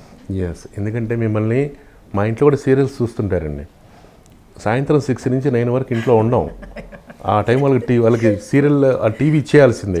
పొరపాటున కాఫీ టీ అని మా అమ్మ వాళ్ళు మా అక్క వాళ్ళందరూ చూస్తున్నా కూడా అడిగేవంటే ఇంకా చాలు, ఇక ఆ రోజు ఈక్వేషన్స్ మారిపోతాయి. ఎందుకంటే సినిమా అంటే గంట సేపు చూసి వస్తారండి. ఇంట్లో కూర్చొని టీవీ సీరియల్ కదా ఓన్ చేసేసుకుంటారు. నేను ఆంధ్ర సైడ్ వెళ్తే అండి కాలు చేయి పడిపోయిన లేదు మంచం మీద ఉండి వాళ్ళు పిలిచేవారు నన్ను ఇలా బయట నుంచి ఉంటే అది పిలిస్తే వెళ్తే చేపట్టుకుని చాలా బాగా చేస్తున్నావు అమ్మ నువ్వు సీరియల్, నీ సీరియల్ అంటే ఇష్టం అది ఇది అంటుంటే నాకు చాలా బాధ వచ్చేసేది అనమాట. నమ్మ బాబాయ్ అంటే మంచు మించి లేవలేని వాళ్ళకి కూడా మేము అంత ఆత్మీయులం అయిపోయాము. నిజంగా ఈ ఆర్టిస్ట్ అనే జన్మ నిజంగా చాలా పుణ్యం చేసుకుంటే గానీ దక్కదు అనిపించేసేది అనమాట. అలా కన్నీళ్ళు పెట్టుకున్న రోజులు చాలా ఉన్నాయి నా జీవితం. అలా పెద్దోళ్ళు ఏజ్ అయిపోయిన వాళ్ళు వచ్చి పొగుడుతుంటే అబ్బా అనిపిస్తుంది. మీ వ్యక్తిగత జీవితం కోల్పోయారా? మీరు మ్యారేజ్ చేసుకున్నారా? లేదండి, చేసుకోలేదు. ఎందుకని మీరు అంత సాక్రిఫైస్ చేసేసారు? అమ్మ వాళ్ళు సరే రెస్పాన్సిబిలిటీస్ గ్రేట్, అది ఇప్పుడు అక్క వాళ్ళ పిల్లలు పెంచారు, మీరు అడిగారు పాపం ఒక 5-6 అయితే అడిగారు చేసుకుంటాను అది ఇదని. లేదండి నాకు ఇంట్రెస్ట్ లేదు అని చెప్పేసి, అంటే మీ బాధ్యతల వల్ల అది మర్చిపోయారా? మర్చిపోయాండి, కరెక్ట్, అంతే. అది ఎందుకో తెలీదు. ఇప్పుడు అది కోల్పోయానని ఫీల్ అవుతుంది? లేదండి, ఏం లేదు, అసలు గ్యాస్ రాదు నాకు. ఈ పిల్లలతోనే అయిపోతుంది, ఇంకా చాలే ఇంక ఈ జన్మకి ఇంతే అనుకున్నాను, అయిపోయింది. మరి మీ పెద్ద వయసు ఏజ్లో పిల్లలు చూసుకుంటారా మరి మిమ్మల్ని? వద్దులేండి కానీ నేను అంటూ ఉంటా, ఇంకొక 4-5 ఏళ్ళు ఇలాగే ఉంటాను యాక్టింగ్ చేస్తూ ఓపిక ఉంటే, ఆ తర్వాత ఏ అనాథాశ్రమంలోకి వెళ్ళిపోతాను అంటూ ఉంటా. పిల్లలతో అంటే అని ఇలా చూస్తారు అనమాట వాళ్ళు, ఓవర్ యాక్షన్ చేస్తున్న వాళ్ళే కొంచెం తగ్గించి. వాళ్ళంతా కృతజ్ఞత ఉంటారా, గ్రాటిట్యూడ్గా ఉంటారు? చాలా అండి, చాలా బాగా చూసుకుంటారు. ఎందుకంటే you sacrificed everything for sake of your family. అభిమానాన్ని మాత్రం చాలా ఉంచుకున్నారు. ఆ ప్రేమ అసలు నిజంగా చెప్తున్నాను కానీ నాకు ఇది అవ్వలే అది అవ్వలే అని ఆయన్ని ధ్యాస రానివ్వరు అసలు. చాలా హ్యాపీగా ఉన్నా అండి, చక్కగా ఒక సొంత ఇల్లు, ఒక కారు, అన్నీ చక్కగా పెట్టుకుని మంచిగా నా ఇష్టానికి ఇప్పుడు ఎక్కడికి వెళ్ళాలని వెళ్ళొచ్చు, ఏం తినాలన్నో తినొచ్చు. ఇప్పుడు ఎలా అయిపోయిందంటే ఏదైనా తినాలని ఉంది అంటే వెంటనే టక్కని తెచ్చి పెట్టేస్తారు, తినేస్తాను. ఎక్కడికైనా వెళ్ళాలని ఉందిరా అబ్బా అంటే పద వెళ్దాం పద అని తీసుకెళ్ళిపోతారు. అలా బాగా చూసుకుంటారండి. ఒక డిసిప్లిన్ లైఫ్ మీరు ఫిక్స్ చేసి పెట్టేసుకున్నారు బాగా అండి. బాగా చెప్పారు ఇలా మీరు ఒక చట్టం పెట్టేసుకున్నారు, ఎందుకంటే అవన్నీ మీరు చూసారు కాబట్టి ఇట్లా ఫిక్స్ చేసి పెట్టేసుకున్నారు. ఆ చిన్నప్పటి నుంచి అలా అలవాటు అయిపోయిందండి, ఏంటో తెలియదు మరి. నేను ఇంతే ఉండాలి, ఇంతకన్నా ఓవర్ యాక్షన్ చేయకూడదు, ఇంతకన్నా వెళ్ళకూడదు, నాకున్న దాంట్లో తృప్తి పడాలి, 500 ఉంటే ఒక వారం రోజులు గడిపేయాలి, అలాగా మైండ్లో ఉండిపోయి ఇంకా ఇప్పటికీ నాకు ఇంత ఇవ్వండి, ఇంత ఇస్తేనే చేస్తాను, నాకు ఆ వేషం అబ్బా అదొద్దు ఇది ఇవ్వండి అని అడగడం కానీ ఏమీ లేదండి. ఏ వేషం ఉందంటే ఆ వేషం. రాగిణి చేయలేదు అని అనుకోకూడదు ఎవరు, అన్ని క్యారెక్టర్లు చేయగలిగింది ఎవరంటే రాగిణి అనిపించుకోవాలి అని కష్టపడతాను అనమాట. కాదు మేడం, పోనీ మీ సుదీర్ఘమైనటువంటి ఈ ప్రస్థానంలో పోనీ మీకు ఎప్పుడు వాళ్ళు చూస్తే ఇప్పుడు లవ్ చేయాలని అనిపించలేదా? ఆఫ్ కోర్స్ మిమ్మల్ని ఫ్యాన్ ఫాలోయింగ్ చాలా మంది ఉంటారు అనుకోండి, మిమ్మల్ని ఎవరు ప్రపోజ్ చేయలేదా? ఫీల్డ్లో కానీ బయట వాళ్ళు కూడా ఎవరు అట్లా మిమ్మల్ని పెళ్లి చేసుకుంటే అట్లా ఎవరు ప్రపోజ్ చేయలేదా? ఎవరు అడగలేదండి అసలు, బయట ఫ్యాన్స్ కానీ. అవునా? అదే లోటా? హీరోయిన్ అడుగుంటే చక్కగా చేసేసారు, బయట వాళ్ళు అడుగుతున్నారు, బిజినెస్ మ్యాన్లు వాళ్ళు. అవునా? వద్దులేండి సార్, థ్యాంక్ యూ అండి. అలా అనిపించినప్పుడు మనసుకు మీ దగ్గరికి వచ్చి ఉంటానండి. ఇండస్ట్రీలో మేడం మధ్య సూసైడ్లు చేసుకుంటే కదా పాపం, రంగనాథ్ గారు ఆయన సూసైడ్ చేసుకుంటాం. ఆయనతో నేను మంగతయారు సీరియల్ చేశానండి, ముత్యాల ముగ్గు సీరియల్ చేశాను, ముత్యమంత పసుపు సీరియల్లో అండి మా తండ్రి గారి వేషం ఆయన. ఆయన నిజంగా అవి చాలా తప్పు చేస్తున్నారండి. అలా అనుకుంటే నాలాంటిది ఎప్పుడో చేసుకోవాలి, అంతే కదండి. అసలు మీరు పడ్డ కష్టాలు, ఫేస్ చేసిన అవమానాలు, అసలు అక్షరముఖ చదువుకోకుండా నేనే ఇంత ధైర్యంగా బతుకుతున్నా, అంత జ్ఞానం తెలిసిన ఆయన ఇలా పిచ్చి పని చేశారా అని చాలా బాధపడ్డా అండి నేను. అసలు నిజంగా పెద్ద పెద్ద యాక్టర్స్ అందరూ వెళ్ళిపోయారు అని వింటుంటే కూడా చాలా బాధేస్తుంది నాకు. కాదండి, మీరు వారితో చేశారు కదా, సెట్లో ఉన్న ఫ్రస్ట్రేషన్లో ఉండేవారు? ఆయన మంచి కవి, పోయి బాగా రాస్తుండేవారు, గంభీరంగా ఉండేవాడు మనిషి, చాలా అసలు చాలా మంచి విషయాలు చెప్పేవారు. ఓకే, చాలా చిన్న లైఫ్ రాగిని, చాలా హ్యాపీగా ఉండాలి అమ్మాయి, మనం ఉన్నంత కాలం హ్యాపీగా ఉన్నామా, ఎదుటోళ్ళు మనల్ని చూసి సంతోషపడుతున్నారా, అలా ఉండాలి అంతే అనేవారు. నిజమే సార్, అంతే కదా మరి నేనైతే అలాగే ఉంటానండి అంటే, నువ్వు గుడ్ గర్ల్, నువ్వు అంతే అనేవారు. వాళ్ళ మిస్సెస్ కూడా చాలా బాగా చూసుకున్నారు, బెడ్ ఆవిడ మంచి పేరు ఉందండి వైఫ్ని చూసుకునే దాంట్లో. అవును, చిన్న గారు, యాక్టర్ చిన్న గారు కూడా వాళ్ళ ఆవిడ ఎంత బాగా చూసుకుంటారు అండి. డైలీ ఇంజెక్షన్స్ ఇవ్వాలట పాపం. రోజు క్యారేజ్ తెచ్చి పెడుతుండేవారు మా కూరలో వేసి చిన్న గారు. ఎవరు ఉంటారు సార్ పొద్దున్నంటే మా ఆవిడేనమ్మా నా చేత్తో వండి తినరా అని చెప్పేసి ఆ చైర్లో కూర్చోబెట్టుకుని వంటింట్లో గట్టు దగ్గరకు తీసుకొచ్చి నుంచోబెడితే ఆవిడే తాలింపులు వేసి కూరలో వండి పెడుతుంది అంటే నేను అన్న నిజంగా ఆవిడ రుణం తీర్చుకోలేరు సార్ మీరు, భర్తకి ఇంకా సేవ చేయాలి అని ఆవిడకి ఎంత ఉందో చూడండి అంటే నిజంగా మా ఆవిడ మంచిది రాగిని అనేవారు పాపం. లాస్ట్ షాట్ నాతో అందరూ కష్టాలు చెప్పుకుంటారు సార్. చాలా మంది ఆర్టిస్టులు ఫోన్లు చేసి అలా నేను ఏదో తీరుస్తాను అరుస్తానని కాదు, ఏంటంటే అయ్యో అలా ఎందుకు చేశారు, ఇలా చేయకపోయారు, ఇలా ఉండకండి, మీరు ధైర్యంగా ఉండండి, అది ఇదని చెప్తాను అని చెప్పేసి చాలా మంది లేడీ ఆర్టిస్టులు అందరూ నాకు ఫోన్ చేసి ఇలాగండి అలాగండి కొంచెం మీతో చెప్పుకుంటే కొంచెం భారం తీరినట్టు ఉంటుందని చేశాను రాగిణి గారు, మీ టైం అంతా వేస్ట్ చేస్తున్నారు అది అంటారు. అయ్యో అదేం లేదు చెప్పండి పర్లేదని ఒక అరగంట గంట వింటూ ఉంటాను అనమాట. ఏ ఆర్టిస్టు ఇంత ఓపిక్గా వినరండి కష్టాలు చెప్పుకుంటుంటే, మీరే వింటారమ్మా అని చెప్తా ఉంటారు. ఈ కష్టాలు అనేది మనిషి అన్న వాళ్ళకి ఎవరికైనా వస్తాయండి, అది విని అది చెప్పుకుంటే కొంచెం భారం తీరినట్టు ఉంటుంది కదా మనసులో, అలా అని. అదే ఆయన ఎందుకో సూసైడ్ చేసుకోవడం చాలా బాధ అనిపించింది చాలా మందికి. రీజన్ బయటికి చెప్పలేని అంత బాధ ఏముంటుంది దానికి ఆ వయసులో, అంత లోన్లీనెస్. ఇప్పుడు మేము మాట్లాడుతుంటే చాలా సరదాగా జోవియల్ గా ఉండేవారు, చాలా సరదాగా ఉండేవారు షూటింగ్ లొకేషన్ లో. ఏందమ్మాయి వచ్చేసావా అని చెప్పేసింది మంగతయ్యారు అది ఇది అంటుండేవారు. ఆయన పాపం నిజంగా అండి చాలా లోపల లోపల ఏదో సంథింగ్ చెప్పుకోలేదు, ఏదో జరిగి ఉంటుంది ఇన్సిడెంట్, కాన్స్పిరసీగా ఉంది సార్. మామూలుగా ఇప్పుడు మిగతా ఆ మధ్య ఒక ప్రదీప్ అనే ఒక ఆర్టిస్ట్ కూడా సూసైడ్ చేసుకున్నాడు.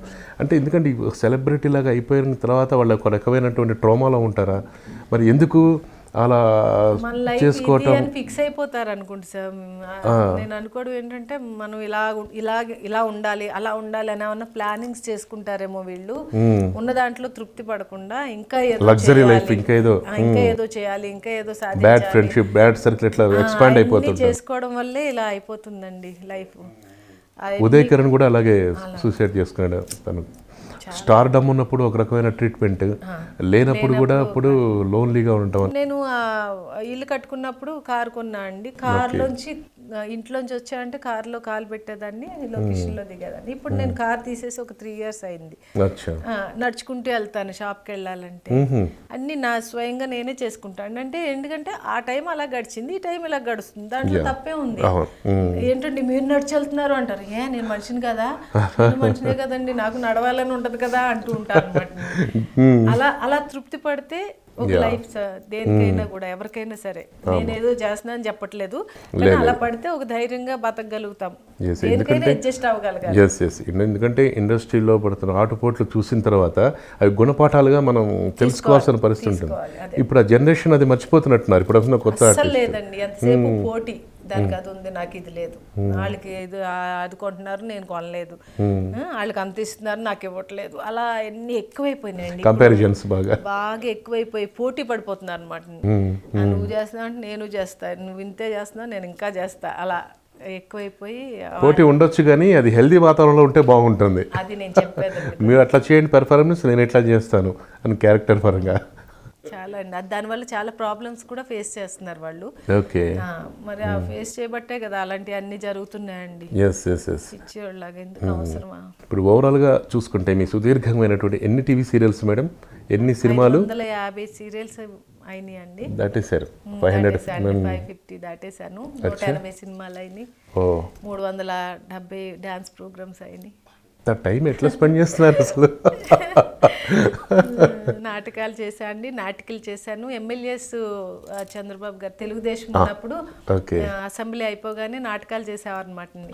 నన్నపడే రాజ్కుమారి మేడం, పుష్పలత మేడం, వీళ్ళందరూ ఎమ్మెల్యేస్ అందరితో నేను నాటకాలు చేసేదాన్ని.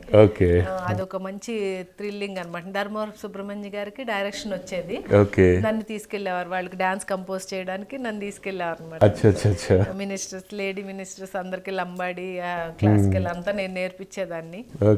అసెంబ్లీ జరుగుతున్నప్పుడు పాస్ ఇచ్చేవారు అనమాట, 15 రోజులు రోజు వెళ్ళాలి, వెళ్ళి అసెంబ్లీలో కూర్చోవడం, వాళ్ళు ఖాళీ దొరికినప్పుడు వాళ్ళ రూమ్లోకి వెళ్ళి స్టెప్పులు నేర్పించడం.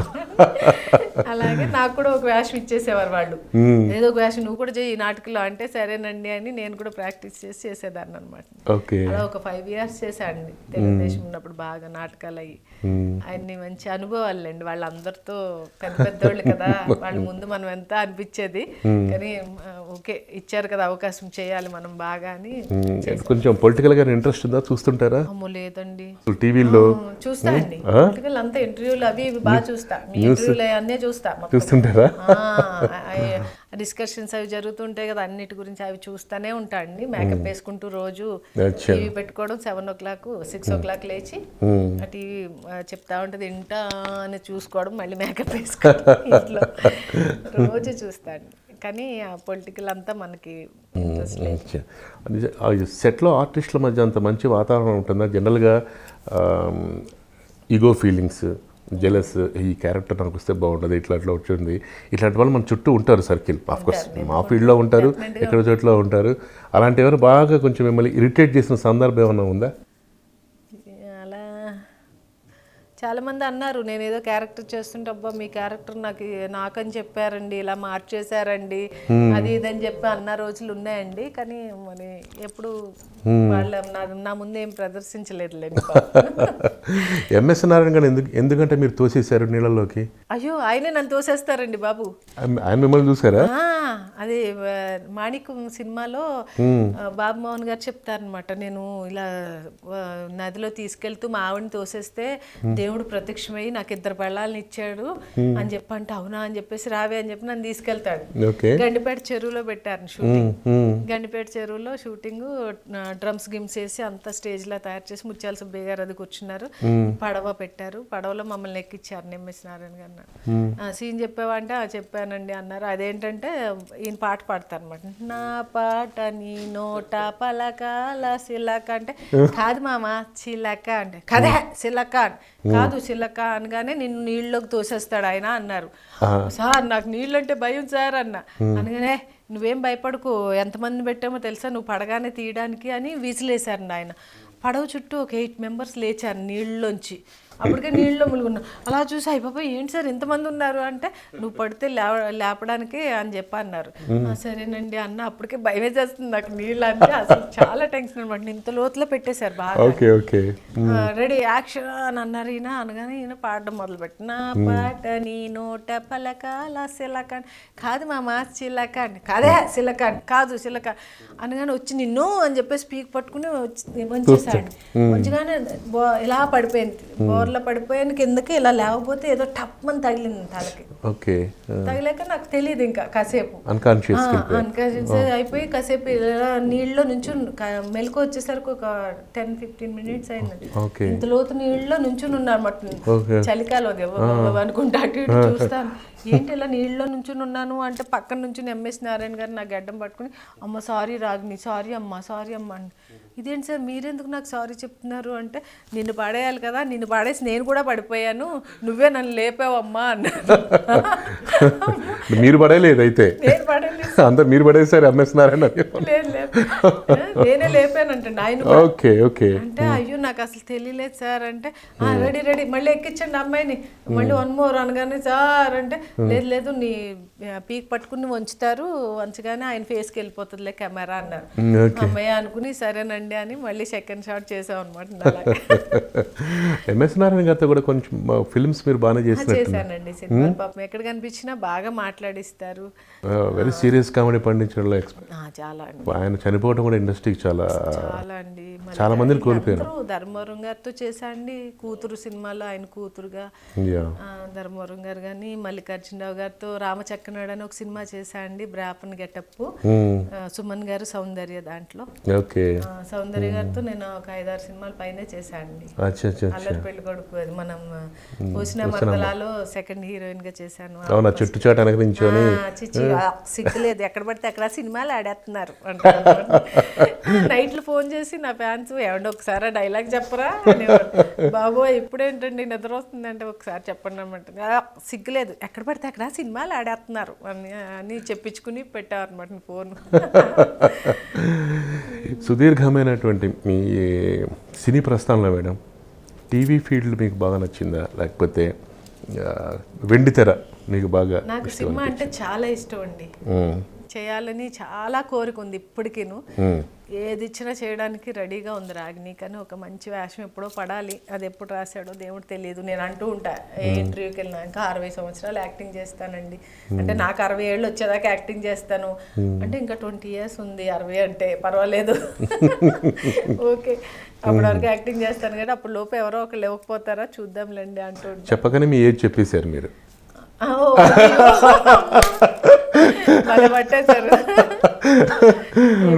ఇప్పుడు వాళ్ళు చూసేవాళ్ళు మళ్ళీ వెనక్కి రివైండ్ చేసుకొని, ఇప్పుడు నేను నా నోటికి చెప్పకూడదు కాబట్టి అనగా మగవాళ్ళ శాలరీ ఆడవాళ్ళ ఏజ్ అడగకూడదు అంటారు కదా. చెప్పించారా మీరు అంటూ ఉంటాను అనమాట. ఇంకా చాలా ఏజ్ ఉంది కదా, ఏదో ఒక రోజు రాకపోద్దా నాకు వస్తుందిలే సినిమాల్లో మంచి వేషం, ఒక శ్రీలక్ష్మి గారి లాగా రామప్రభు గారి లాగా ఒక మంచి వేషం పడాలి ఎప్పటికైనా అని చూస్తున్నాను. Yes yes yes. కానీ ఒకటి ఉంది మేడం, స్క్రీన్ నాటకాలు చేసేవాళ్ళు సినిమాలు పనికిరాని వాళ్ళు. మమ్మల్ని టీవీ చెప్పండి, టీవీలో చేస్తామని సినిమాకి వెళ్తే టీవీ యాక్టర్స్ లాగే చూస్తారండి, అది చాలా బాధ అనిపిస్తుంది. అదే ఎందుకు అలా చూస్తారు, వాళ్ళలాగే చూడొచ్చు కదా మమ్మల్ని అంటే, టీవీలో చేస్తారు కదమ్మా అంత ఉండదు, ఏమంటలే అయ్యాను మీకు టీవీలో అంత ఇస్తారు చెప్పండి అది ఇది అంటుంటే కొన్ని రోజులు బాధపడ్డాను నేను. అబ్బా సినిమాల్లో వేషం ఇస్తూ కూడా కొంచెం మంచి పేమెంట్ ఎవరు, అదే ట్రీట్మెంట్ ఇస్తారు, ఎందుకు అలాగా అని అనుకున్న రోజులు ఉన్నాయి. కానీ సరే, కానీ మీరు అవన్నీ బ్రేక్ చేసేసారు. మీరు రాజీవ్ కనకాల, ఇంకా కొంతమంది రామ్ జగన్ వీళ్ళందరూ ఉన్నారు, వినోద్ బాల గారు. సీరియల్స్ నుంచి వచ్చిన వాళ్ళు, అక్కడి నుంచి వచ్చిన వాళ్ళు, ఇప్పుడు సీరియల్స్ నుంచి వచ్చిన వాళ్ళు ఎందుకు చేయలేరు అని అప్పట్లో బాగా ముద్ర ఉంది, అసలు తీసుకునే వాళ్ళు కాదు. కానీ మీ జనరేషన్ మీరంతా వచ్చేసి అది ముద్ర చెరిపేశారు మీరు. ఇప్పుడు చాలా మందికి ఫ్లో వచ్చేసేసింది, ఇప్పుడు ఇండస్ట్రీలోకి అట్లా వచ్చేస్తుంది. కానీ payment point of view, remuneration point of view మాత్రం మీకు చిన్న చూపే కదా. పోనీ ఎవరిని పెద్ద సినిమా వాళ్ళు ఫోన్ చేసి ఒక సీన్ ఉందమ్మా ఎంత తీసుకుంటున్నారు రోజు కంటే, తక్కువ డబ్బులే చెప్తాను తప్ప పెద్ద సినిమా పెద్ద ప్రొడక్షన్ అది ఎక్కువ చెప్పలేనండి. అది రావట్లేదు ఎందుకో, మరి ఇంకా చూడాలి. వాళ్ళు ఇబ్బంది పడిపోతారేమో, పర్ డే 20,000 అంటే అంబాబాయ్ అంటారేమో, అలా ఆలోచించేస్తూ ఉంటాను అనమాట. వద్దులే అని ఒక 10 ఇవ్వండి సార్ చేసేస్తాను అంటాను అనమాట. కాదు మేడం, మరి ఇప్పుడు టీవీ ఆర్టిస్టుల సంబంధించి మీకు ఒక అసోసియేషన్ ఉంది కదా, మరి ఇప్పుడు వాళ్ళందరి తరఫున మరి మీరు చిత్రపురి కాలనీస్లో కూడా ఇస్తున్నారు కదా, అలా మీకు అలాట్ అయిందా? మరి అలాట్ అయిందండి, నేను వద్దని వదిలేశాను. అప్పట్లో స్టార్ట్ చేసినప్పుడు నాకు భరద్వాజ గారు పిలిచి చెప్పారు, రాగిని నువ్వు మణికొండలో ఇల్లు కట్టుకున్నట్టున్నావు అమ్మాయి అన్నారు. అవును సార్ కట్టుకున్నాను అన్నా. అంటే మరేంటి ఇక్కడ తీసుకుంటున్నావా అన్నారు. అదే సార్ చూస్తున్నాను అంటే, నువ్వు తీసుకోవాలంటే ఆ నెంబర్కి ఎవరైనా ఇల్లు లేనోళ్ళు కట్టుకుంటారు ఆ నెంబర్షిప్కి అని చెప్పాను. కానీ అయ్యో పాపం సరే సార్ నాకు ఒక ఇల్లు ఉంది కదా చాలు, ఇంకా ఎవరికైనా ఇవ్వండి లేనోళ్ళు కట్టుకుంటారు అంటున్నారు కదా అని చెప్పి తీసేసుకున్నాను అనమాట. ఎప్పుడో ఎందుకు అలా వదులుకున్నారు? నేనైతే తీసేసుకునేవాడిని. వదిలేసాను అంటే ఎవరికైనా ఇల్లు లేనోళ్ళకి ఇస్తా అన్నారు కదా ఆయన అని నేను కమిట్ అయిపోయాను అనమాట. ఇంకా సరేనండి పాపం ఫోన్లేండి ఇంకొకరికి ఇల్లు వస్తుందంటే నా నెంబర్లో. కాదు మేడం, లైఫ్ అంతా సాక్రిఫైయింగ్ నాకు అర్థం కావట్లేదు. అది మంచి సెంటర్ పాయింట్లో చిత్రపురి కాలనీలో ఎవరిని వదులుకుంటారా మేడం? నాకు అది పర్టికులర్గా చెప్పారు. ఇప్పుడు ఏమంటారు తెలుసండి అందరూ, మీ మెంబర్షిప్ ఉందేమో అడగండి, మేము తీసుకుంటాం ఏం తీసుకునేది, నేను ఎప్పుడో వద్దని వదిలేసానండి. ఆయన అలా చెప్పగానే పాపం ఫోన్లే ఎవరైనా ఇల్లు లేని వాళ్ళు కట్టుకుంటే సంతోషం కదా, నాకు ఒక ఇల్లు ఉంది చాలే అనుకుని వదిలేసాను. మళ్ళీ కావాలని అనిపించిందా? అనిపించింది ఇంకా అక్కడ ఇంకా వదిలేసాం ప్లాన్ అంతే. ఓకే, వాళ్ళని ఇబ్బంది పెట్టకూడదు, మనం ఇబ్బంది పడకూడదు, చాలు. సుదీర్ఘమైన మీతో చేస్తున్న ఇంటర్వ్యూలో మీరు చాలా హ్యాట్స్ ఆఫ్ మేడం, ఎందుకంటే కష్టపడి చాలా పైకి వచ్చారు, నిలబడ్డారు, జీవితంతో పోరాడారు, మనుషులతో పోరాడారు, మనస్తత్వాలతో పోరాడారు. అవన్నీ రాబోయే తరానికి ప్లస్ ఇప్పుడు వచ్చే వాళ్ళందరికీ చాలామంది తెలియదండి. స్క్రీన్ మీద మనకు చూస్తారు కానీ స్క్రీన్ వెనక పడే కష్టం ఏంటి, అందులో మహిళలుగా ఆడపిల్లలుగా ఎంత స్ట్రగుల్ చేసి చేస్తున్నారని, మీ వ్యక్తిగత పర్సనల్ లైఫ్ కూడా మీరు సాక్రిఫైస్ చేశారు, ఎంతో చేశారు. ఎందుకంటే బాధ్యతలన్నీ ఒకసారి మీద పడిన తర్వాత ఆ తల్లిదండ్రుల తపన అండ్ మీరు ఇందులో సెట్ అవ్వడానికి, మా అక్కలు అందరూ అదే అంటారు, అందరూ చేయాలనుకున్నా చేయలేరు, ఎవరు చెయ్యాలి అనుకున్నా చేసావు, అది ముందు నువ్వు గ్రేట్ అని మెచ్చుకుంటారు. నిజంగా ఆ విషయంలో మాత్రం ఎవరు చేస్తారు అంతకన్నా. వాళ్ళకి పెళ్ళిళ్ళు చేయడం, దారి చూపించడం అనేది మాటలు అయ్యే విషయం కాదు. అది ఎవరు తీసుకున్నా కొంచెంసేపు చేసి సార్లే మాత్రం చేసాము అని వదిలేస్తారు. నువ్వు అలా చేయలేదు, వాళ్ళకంటూ ఒక దారి చూపించి వాళ్ళ కాళ్ళ మీద వాళ్ళు నిలబడేలా చేసావు, నిజంగా గ్రేట్ అంటూ ఉంటారు. నిజంగా అండి, ఎందుకంటే అంతో ఆత్మవిశ్వాసం ఉండాలి, మానసిక స్థితి అలా ఉండాలి, మనో నిగ్రహం ఉండాలి, పడుతున్న పెయిన్ని బయటికి కనపడనీయకుండా నిలబడగలటం కూడా ఉండాలండి. అందుకే మీకు హ్యాట్స్ ఆఫ్ చెప్తున్నాం. Thank you. మీరు మా స్టూడియోకి వచ్చినందుకు మేము చాలా సంతోషంగా ఫీల్ అవుతున్నాం. మీకు కూడా మీ ఛానల్కి పిలిచి నా మనసులో ఉన్న బాధలన్నీ చెప్పుకున్నట్టు అయిపోయింది, నాకు చాలా తేలికైపోయింది నా మనసు అంతా. అంటే ఏదో బాధపడిపోయి అన్నీ పెట్టేసుకున్నానని కాదు, నేను ఎప్పుడు ఫ్రీ. నేను అంటూ ఉంటాను, మనసు కోసి చూడండి ఏమి ఉండదు, నాకు ఏదన్నా చెప్పాలనుకుంటే అప్పుడే చెప్పేస్తూ ఉంటాను. అందుకే నేను ఇంత హ్యాపీగా ఆరోగ్యంగా ఉన్నాను అని చెప్తా ఉంటా. అందరికీ షూటింగ్లో కూడా బాగా ఏడిపిస్తూ ఉంటా, అందరిని నాలా ఉండండి మీరు, ఎందుకు అలా ఉన్నారు అది ఇదని ఏడిపిస్తూ ఉంటా. నిజంగా ఇవాళ రోజుని నా భావాలన్నీ మీతో పంచుకునే అవకాశం ఇచ్చినందుకు మీకు మీ ఛానల్కి కూడా చాలా చాలా thanks. Thank you madam, so kind of you. ధన్యవాదాలు. Thank you sir. Don't forget to share, subscribe, like YOYO TV. నమస్తే.